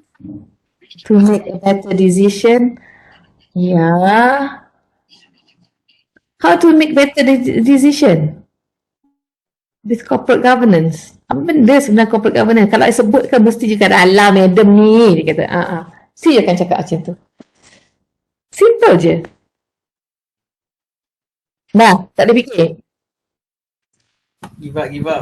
Give up? Ish, cepatnya give up. Okay, why do you need corporate governance to be in place? You're talking about you want to avoid corruption.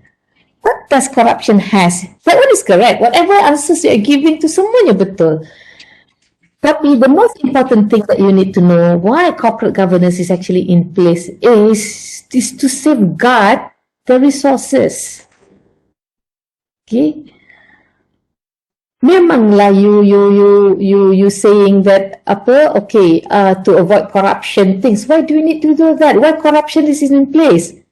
What's the implication of this particular corruption and fraud? It's taking all the resources out of the organization and you want to stop it from happening.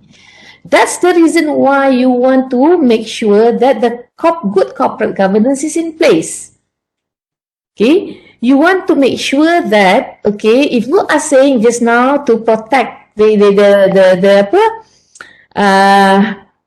need of the stakeholders, for example, yes, in order for you to do that, all right, in order for you to protect them, you need to, how do you do that? You need to protect the resources first in the organization. Then you will be able to actually protect the stakeholders. We are talking about corruption. Just now, you need to actually put a stop to corruption. Basically, you want to do that because why?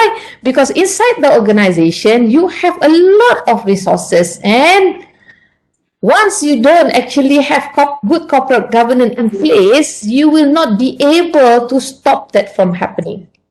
All right. The reason why you need to have good corporate governance is because of your internal analysis just now. All right. Internal analysis is about what? Internal analysis is about analyzing the apa yang you analyze? Apa yang you analyze dalam internal analysis? Agak-agaknya. External and internal environment. When we talk about internal analysis, we are talking about internal environment only. And this is what you have to actually take care of. Why you need to do that? Because in the internal analysis, you are talking about, okay, all your strategic capabilities and resources. All right? You have strategic capabilities and resources inside there, which you need to ensure that they are enough for you to pursue with your strategic direction that you chose just now, so that you will have enough of the strategic capabilities that you have chosen just now when you formulate your strategy. Right?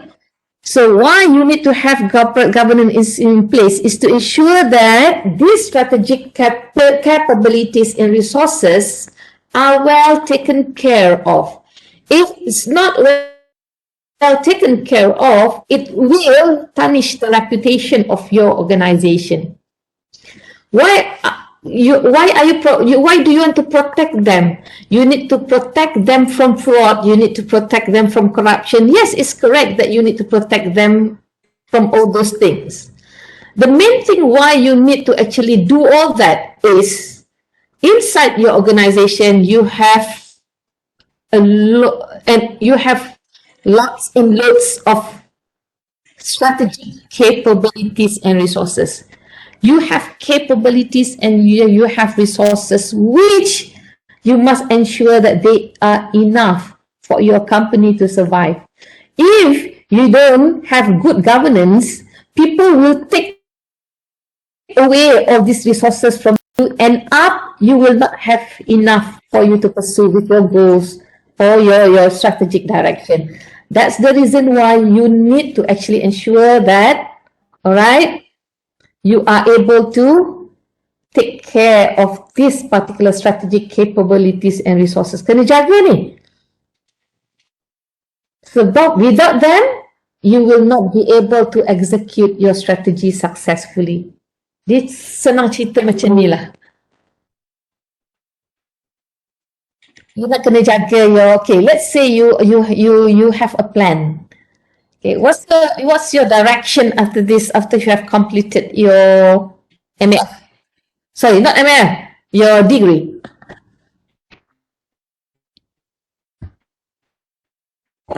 What are you planning for?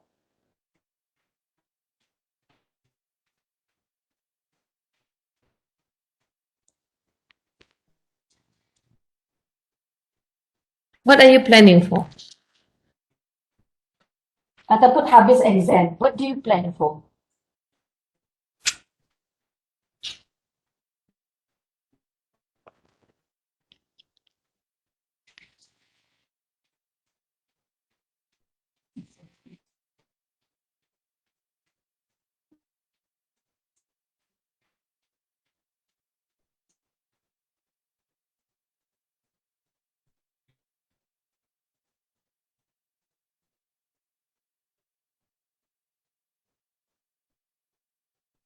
Come on.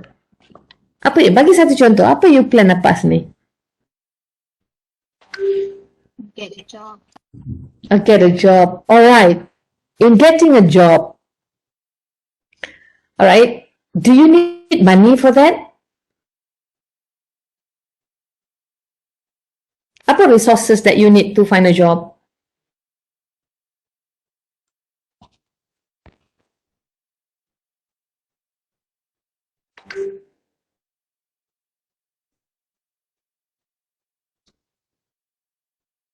Transport. Macam resume semua ke macam transport, tempat tinggal semua?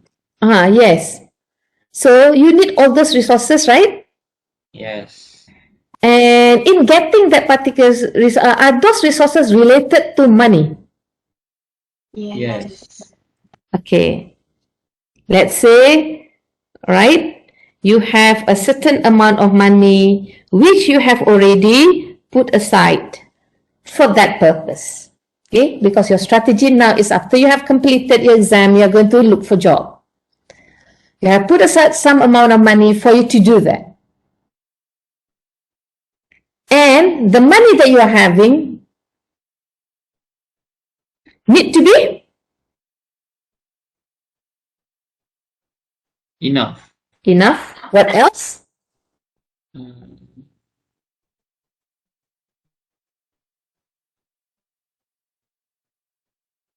Betul, enough. It has to be enough. What else?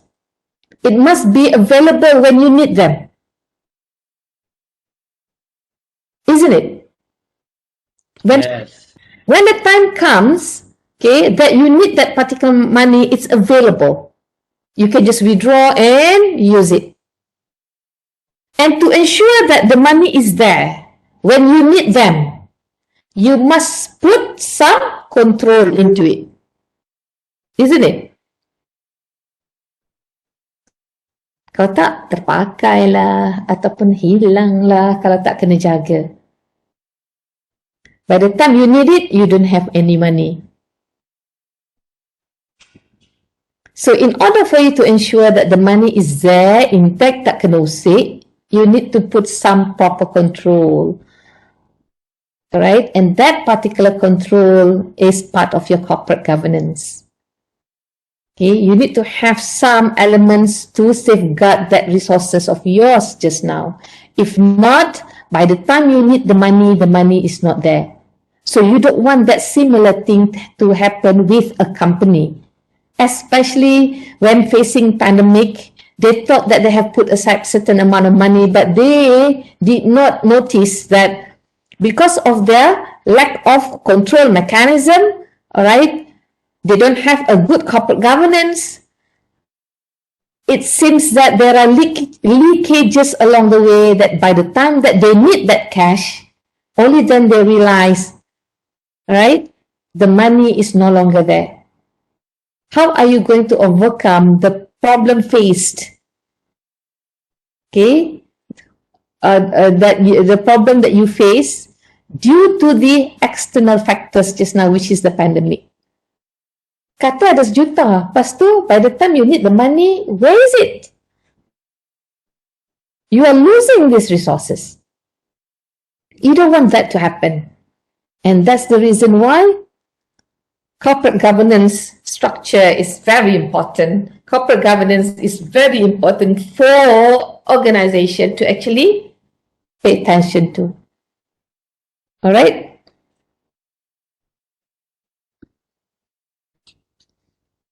So when you learn your corporate governance, okay, a proper organization, this is the formal structure of corporate governance. What I mentioned to you just now, the example that I gave to you just now are a simple layman, okay, example of why corporate governance is still important. Like yours is more on self-governance, okay, it is still a governance as well, that need to be put in place. All right.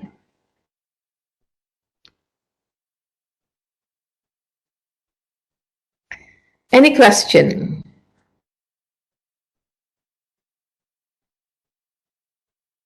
Any question? So these are some of those. I think this is just a refresher, I would say. All right. On the board of directors, okay, why they are so important. So in the corporate governance, owners are the stakeholders, the shareholders, and those elected by the shareholders will be taking care of the stakeholders' interest is the board of directors, and you will have the management team that will actually be executing the activities inside the organization. So basically there's a control mechanism here. Okay, the reason why board of directors in the picture is to oversee what the management is actually doing, to ensure that whatever resources that has been allocated to the management to use, okay, actually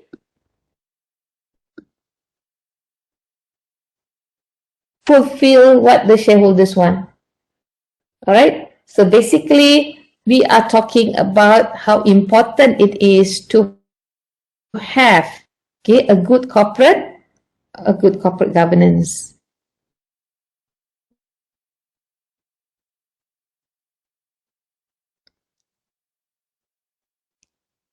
So basically, these are some of the examples of the nature of claims of your stakeholder groups. It can be divided into employees, suppliers, creditors, customers, government, community.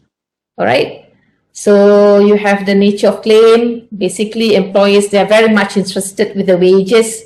Okay, if possible, they would want to actually work with you and ensure that at the end of the day, the company makes profit, because they know that if the company makes profit, they'll get some benefits out of it. Okay, and another thing that employees definitely would want is a good working environment, a safe place to work, so that there are no accidents and basically job security, and they are able to earn income for a very long period. Okay, the sustainability of the organization. So basically, these are some of the examples of the claim. All right, why employees have got the interest inside the organization, why suppliers also have got the interest, creditors also have the interest, customers, government, and the community. Their type of interest and the type of claim that they have will not be the same, but you need to actually address them. All right, for the government, especially the regulator under there, why you need to understand what they are interested in when it comes to your organization is basically for you to fulfill your responsibility to pay tax. So they're talking about what? Compliance. All they are interested is actually for you to comply. Why? Because tax is actually the source of government income. So they want to make sure that every companies, every organization that's supposed to be paying tax, pay tax. So that's all they're interested in. They don't care what you are doing. Basically, they care about what? I must collect tax from you. If I cannot, collect it from you, I must know why I can't do that. So their interest is more towards tax in this particular example, or any other regulatory requirements that companies must abide to. Okay. Community, basically, all right, you're talking about being a good citizen. So these are what stakeholder groups are and the kind of interest, the claim that they have. All right, any question on this one?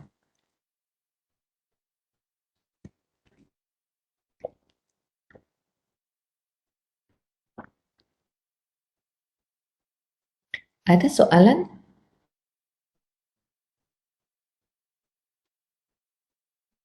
Tak ada.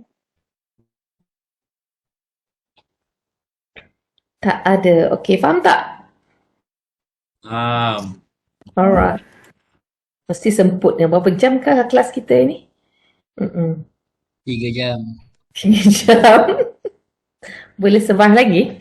Okay, good. Ya, all kan okay je. Alright. So, basically 2 views of stakeholder management. Alright. There are the 2 views. You're talking about zero sum, and you also have another view, which is symbiosis. Okay. So what's the difference? Okay, there are situations whereby some stakeholders may have to compete on certain attention and resources. So some may get, some stakeholder may, if some get good, gain, for example, gain benefit from you, there are bound to be some who's not going to get benefit from you at all. So this is a zero sum, all right? But when it comes to symbiosis, okay, you will actually look at, okay, how you can balance up between your stakeholders, all right? So that all your stakeholders actually will benefit from it. So preferably, we are talking about symbiosis.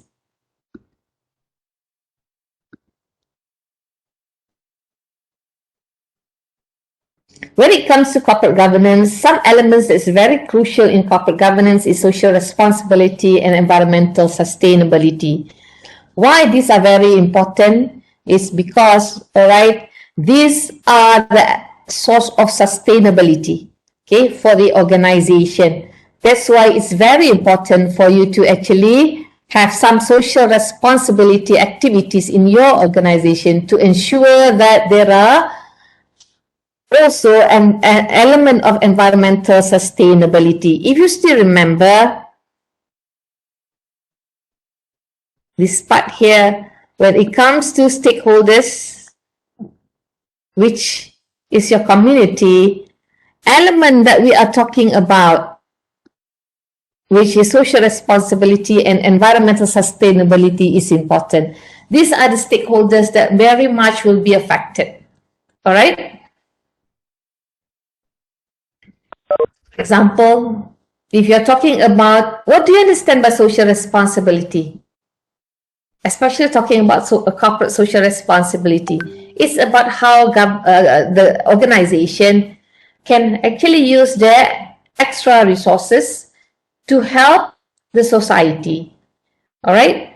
So why this is very important? Because social responsibility, okay, can help to bring, or can help to, I would say, put a good image about the organization in the eyes of the society.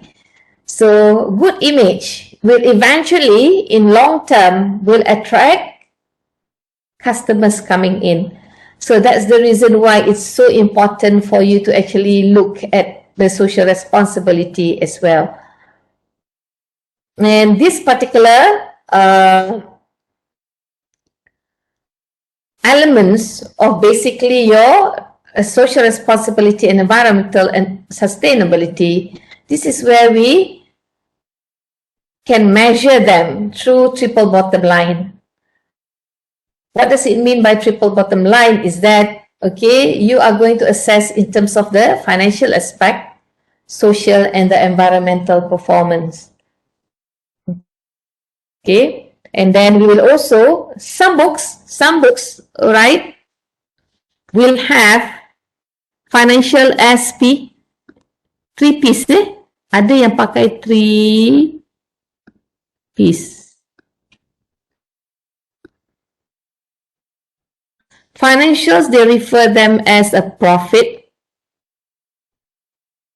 Social is another P, which they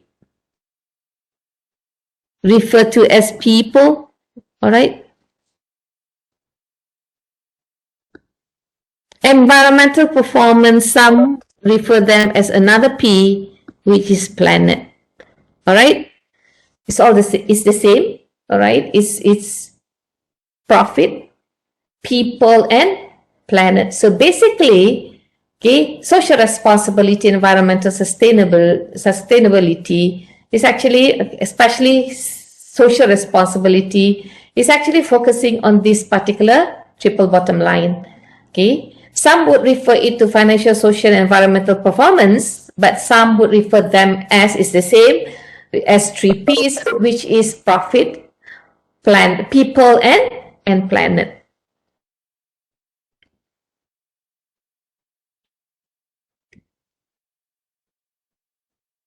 So if, let's say, in executing, okay, in implementing your social responsibility, you have activities that can actually help environmental sustainability, it will be much better in that sense.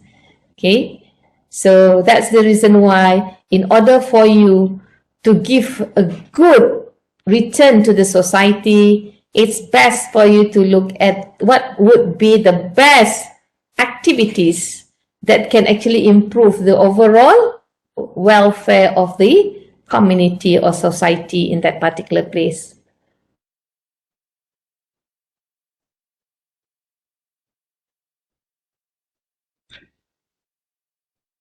Okay, basically in empowering strategic management, like I mentioned to you, the leaders are very important in all aspects of the organization. In whichever activities, okay, they must actually ensure all functional areas and activities that they have fit together to achieve the goals and objectives. That's the reason why corporate governance is important. Kalau you don't have a good corporate governance structure, it will distort this. Okay? It will distort all your functional areas and activities. Why? Because of you are running out of resources. Okay? Because you don't have resources. And even if you have resources, you must make sure that it enables you to actually achieve your goals and objectives. Okay.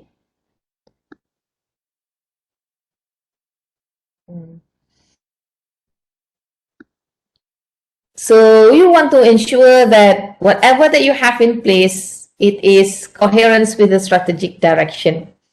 All right, that's the reason why you must make sure that all these three are in line.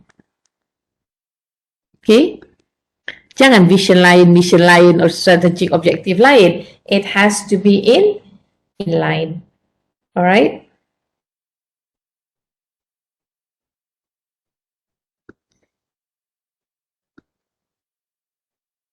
Okay.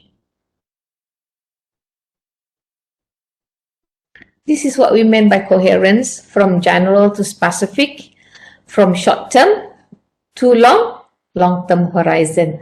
So this is basically what we are looking at, and this is basically what we want to achieve. All right.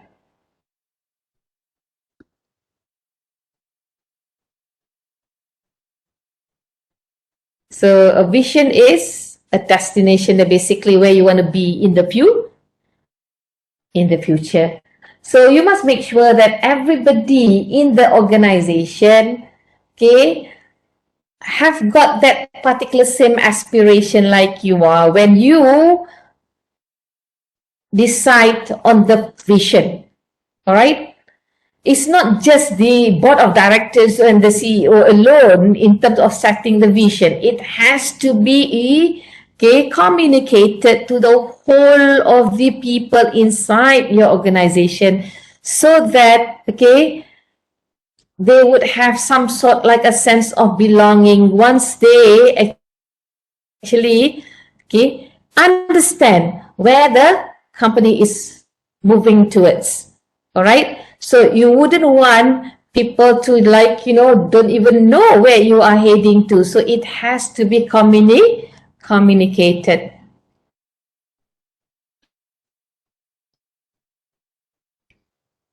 So basically, in a mission, that's where you are going to actually, be slightly, you cascade down your vision so that it becomes more specific in that sense.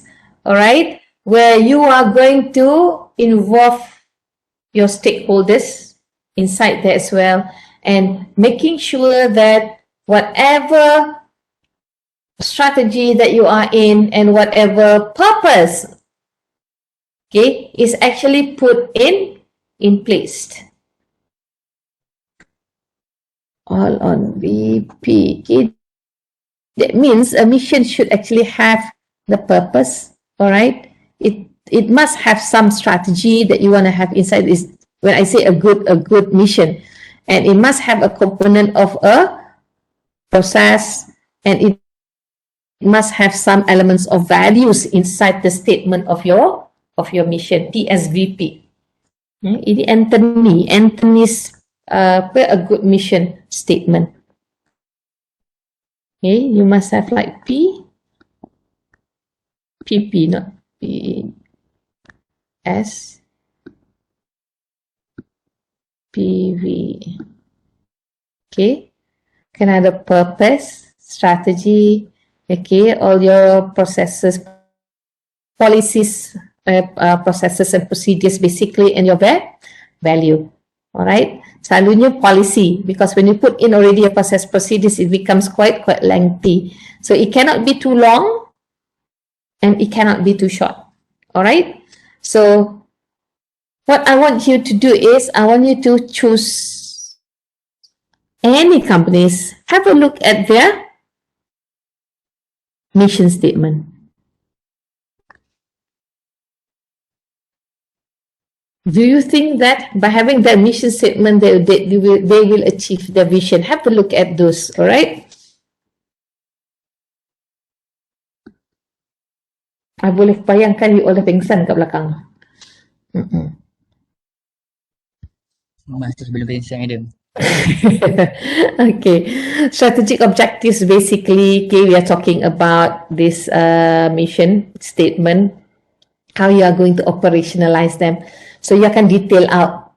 Okay, it will be more specific basically, and I hope you still remember your objective, which must be a SMART objective.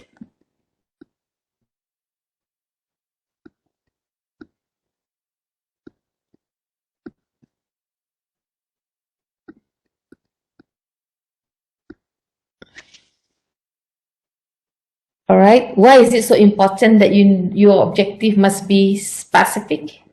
It has to be measurable. It has to be attainable. All right, it must be, what else? Attainable, it has to be realistic, and it has to be timely. Appropriate here can also be attainable. All right, it's the same. So basically this is what this is all about.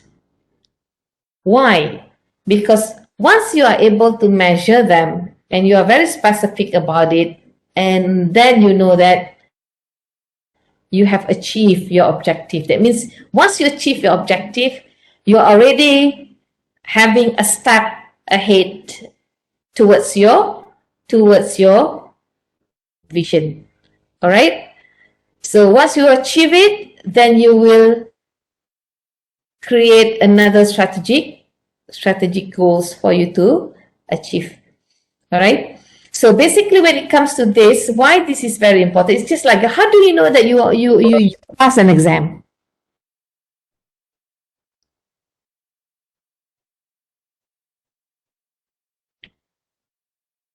How would a company know that they have achieved their strategic objective? That's the reason why they must have their strategic objective SMART, measurable, specific, appropriate, or attainable, realistic, and timely. Because when it is specific, measurable, and attainable, indirectly, okay, you will be able to attract your employees to move towards that particular direction. Okay, it's not something that is impossible, it's possible, and it must have some duration. Usually you put time there within a year. Okay, that means by the end of this year, what is it that you want to achieve? You spell that out specifically. So like I asked you, if I want to know whether you have passed your exam or not, what will be that particular guide for me to know? It's the marks, isn't it? If you get 50 and more, I know you'll pass. If you get less than that, then you're not going to pass.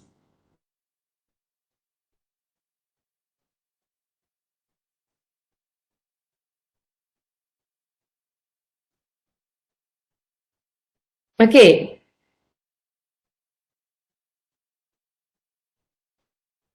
So basically, it can be both financial, non-financial, all right? Basically, what? It's like what I said. It's something that you can refer to, okay? If you want to actually give rewards to your staff, if they have achieved a certain objective that you have set, then you can have some sort like a reason for giving them those particular reward.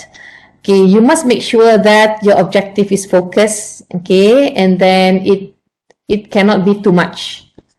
Alright, nanti tak tercapai lah pula. So, what's your objective this semester? May I know what's your objective for this particular semester?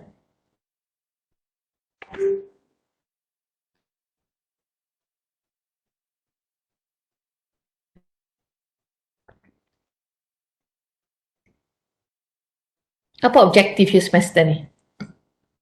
To pass all subjects. To pass all the subjects. Alright? So basically when you talk about to pass all the subjects, okay, you have that goal there. If you know that you want to pass that particular subject, definitely you will be doing activities. Alright?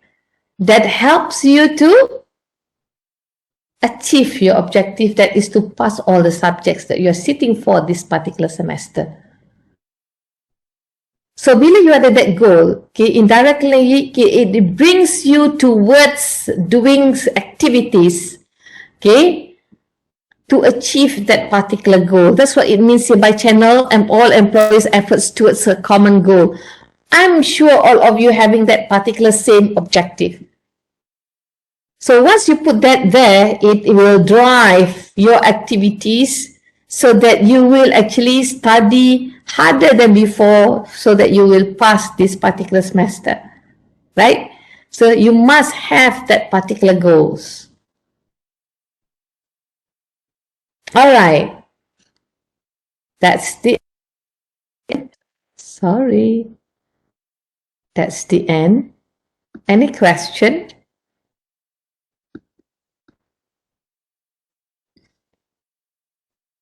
Any question? No question. Mampu bertahan? Ke dah nak pingsan? Belum. Belum. Sebab kalau you mampu bertahan, I nak start the next chapter. Ke dah tepu? Belum lagi kan? It's fine boleh, madam. Alright. Okay, sekejap je lagi. Alright.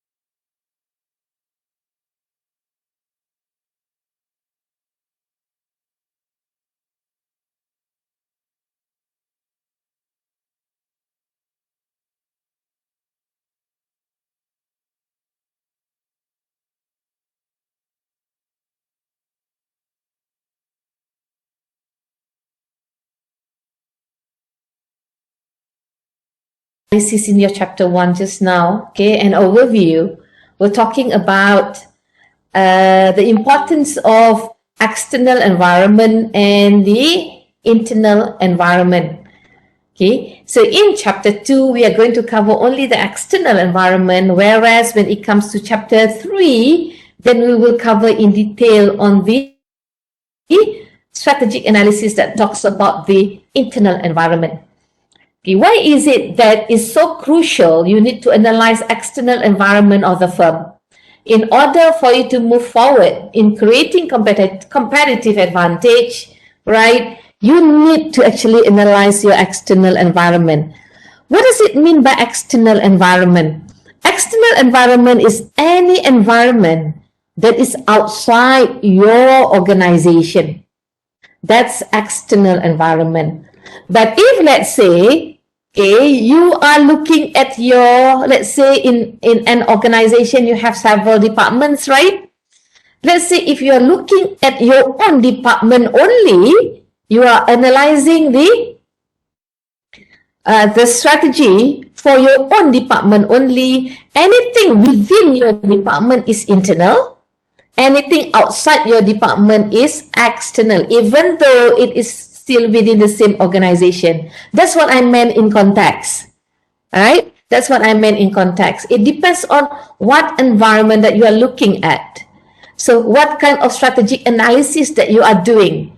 If you are doing for your department, right, then whatever that's outside your department are external. Whatever that's within your organization is internal. But if you are looking at the analysis of the whole organization, right, as the organization as a whole, so basically anything outside the organization is external, anything within the organization is internal. And I hope you understand this particular context. Ini crucial ni. Sebab nanti you will get a case study where you are asked to analyze the environment.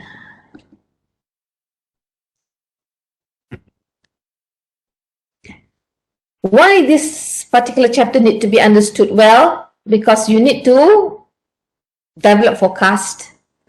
You need to do some environmental scanning and monitoring, basically, all right, doing some collecting of competitive intelligence as your input for forecasting. You need to look at scenario planning. You are going to analyze your general environment.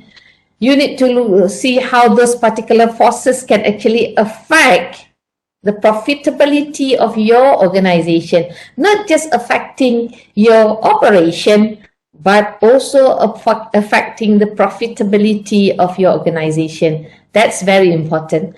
All right. And we are also looking into the concept of strategic groups and the strategy and the performance implication.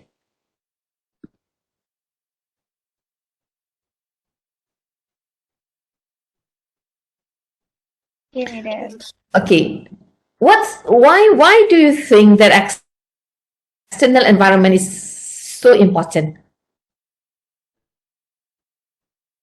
Sometimes organization collapse, not like I mentioned earlier, not because of internal environment, but they can't see what's coming from outside. Okay, they can't see what's coming from outside the organization. That may affect their whole operation. A simple example, all right? What has the pandemic done to the most business?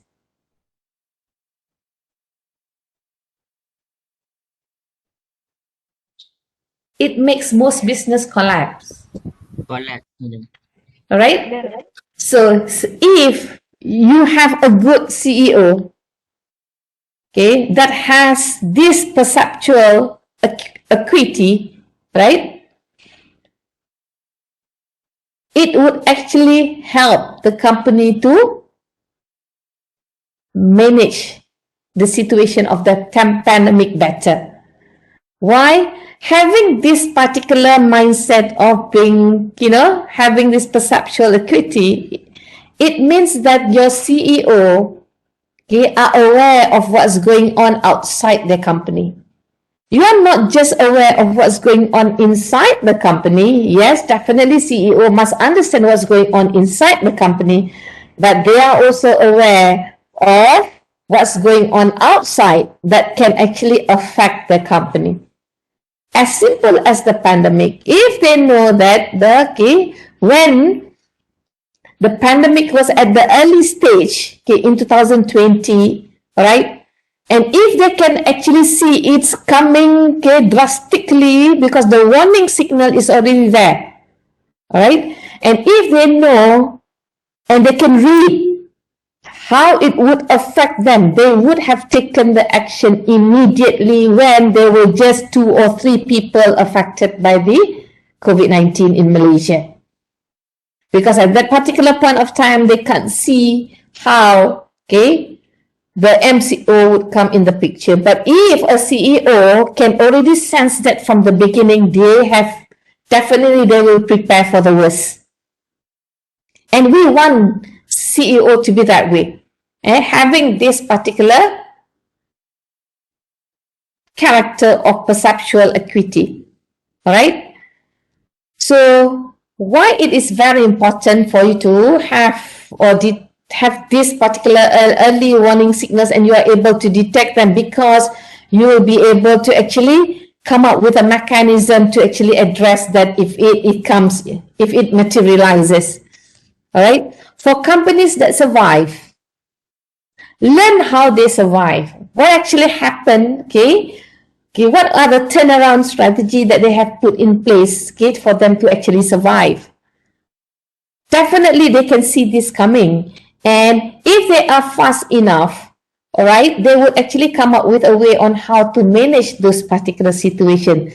You will see that some people would have this particular character in such that, they take drastic action in such that when the government starts to announce MCO, they already start selling online. In fact, some have started selling online even before the MCO took place. All right. So these are the kind of things, the kind of CEO that we want to actually have. Always aware on what's going on. You are sensitive of how the external environment, anything outside that can affect you. For example, like when you watch television, and suddenly they announce that we are going to have our election perhaps next month, for example, all right? So, would that have any effect on our organization? You need to actually think through whether would that particular political scenario will be affecting the business. It may, right? Because, or it may not. Why? It may because from the lesson learned during the Sabah election, right? During the Sabah election, because of that particular election, at the end of the day, we face the second wave. Right? So if you are the CEO, you are already aware of that, and now it seems that it is being announced that Malacca is going to have their election soon. So for a CEO who are aware of what's happening before this, from the lesson learned in Sabah, the company has already prepared for what may happen if the election is going to take place in Malacca soon.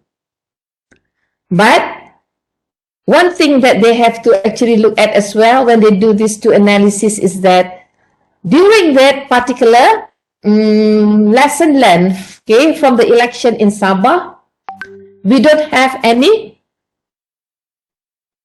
most of the citizens or the society has not got their vaccine, got themselves vaccinated yet, right?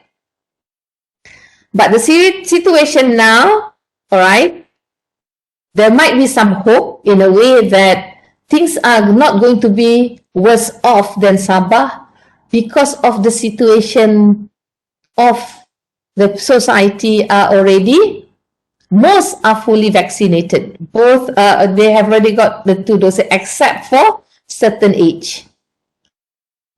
But again, even if this scenario, okay, they basically are happening at 2 different, the same situation, election, but the environment may not be the same in such that dulu without the vaccination, now with the vaccination.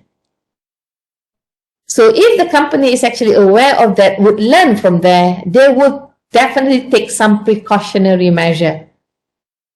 All right. So that's why it's very important, all right, for you to actually look at this particular external environment. What do you think will be the coming environment? Not the coming environment, I mean the kind of external factors that may and continuously will affect business. Nanti kita look into that. All right. So basically, in order for you to do some forecasting, okay, how things would be, there are 3 things that you need to actually do. That is environmental scanning, environmental monitoring, competitive intelligence. These are elements that will contribute to your forecasting activities. Apa maksudnya environmental scanning?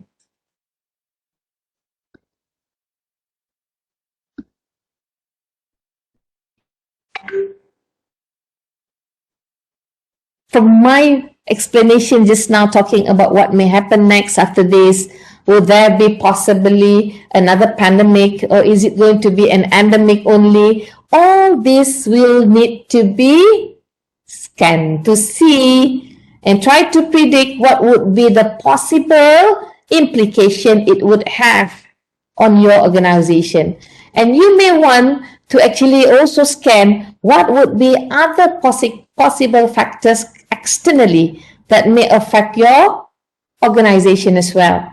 All right, perhaps the change in terms of customers' pattern of purchase, which can actually affect your business as well. And if you find that the trend is not favoring the kind of products that you are producing, perhaps you may want to take some action on that and see how you are able to mitigate or accommodate that particular changes or that particular influence just now. So continuously, when you have identified the possible factors that may affect and how it would affect your organization, you will start monitoring them. All right. So basically, in terms of the sequences of the measurable facts or events and the kind of activities or trends that come from outside organization need to be actually monitored, so that if they were to actually have some impact on your organization, you are able to already, once you are able to predict it earlier, it is easier for you to come up with some precautionary measure.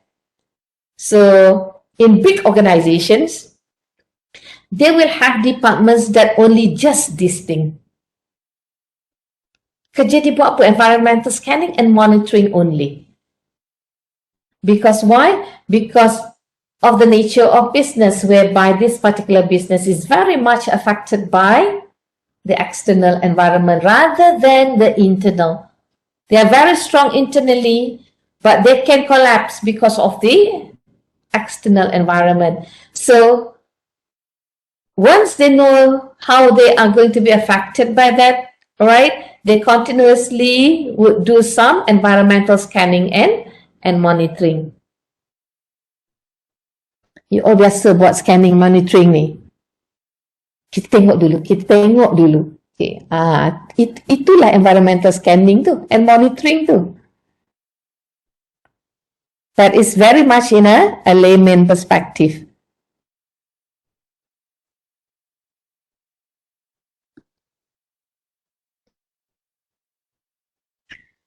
So on top of that, okay, while doing this particular scanning and monitoring, you are not just going to just, observe only. You need to actually collect some data. All right, what kind of data do you need? Basically, you need data like, about your competitors. Data about what? About the industry itself. All right. And perhaps you need some data on how other businesses are affected by that particular external factors. And you may want to also look at the potential unethical behavior. Okay. While gathering your intelligence, your data, you can steal your data basically. All right. So you need to be honest in terms of, collecting your data. Yes, there are times that you are not able to get the data directly, but if you need to purchase those particular data, by all means purchase those particular data. All right.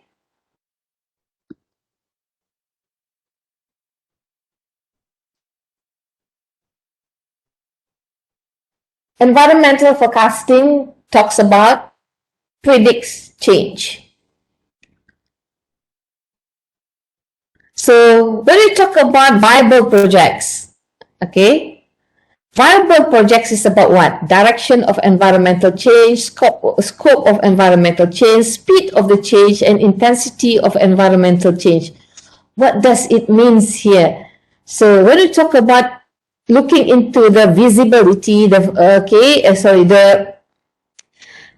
feasibility of the projects, all right, the viability of the projects, which is also the plausibility of the projects, you may need to look into this particular 4 aspects.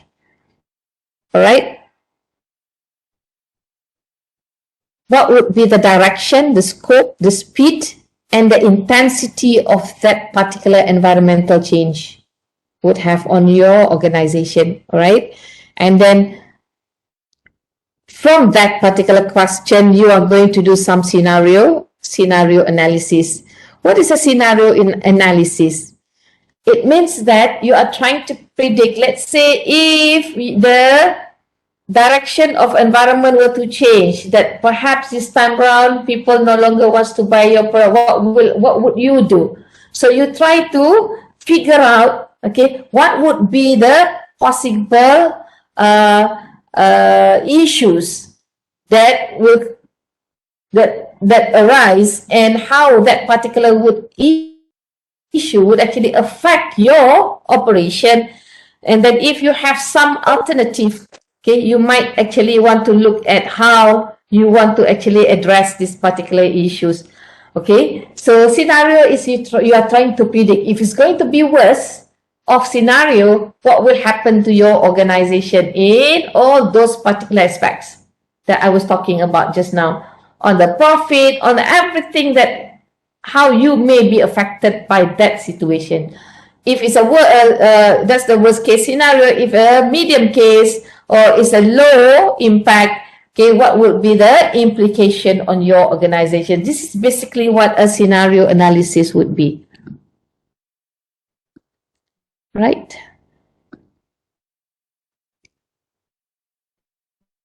Okay. I'll continue SWOT analysis next week. Alright?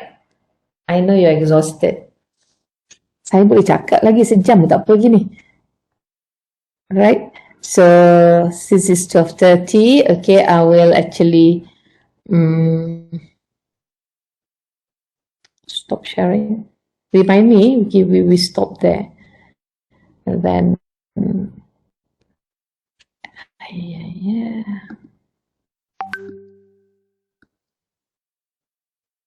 Scott. Mana ni? Mana pergi you ni? I lost you. Oh yeah.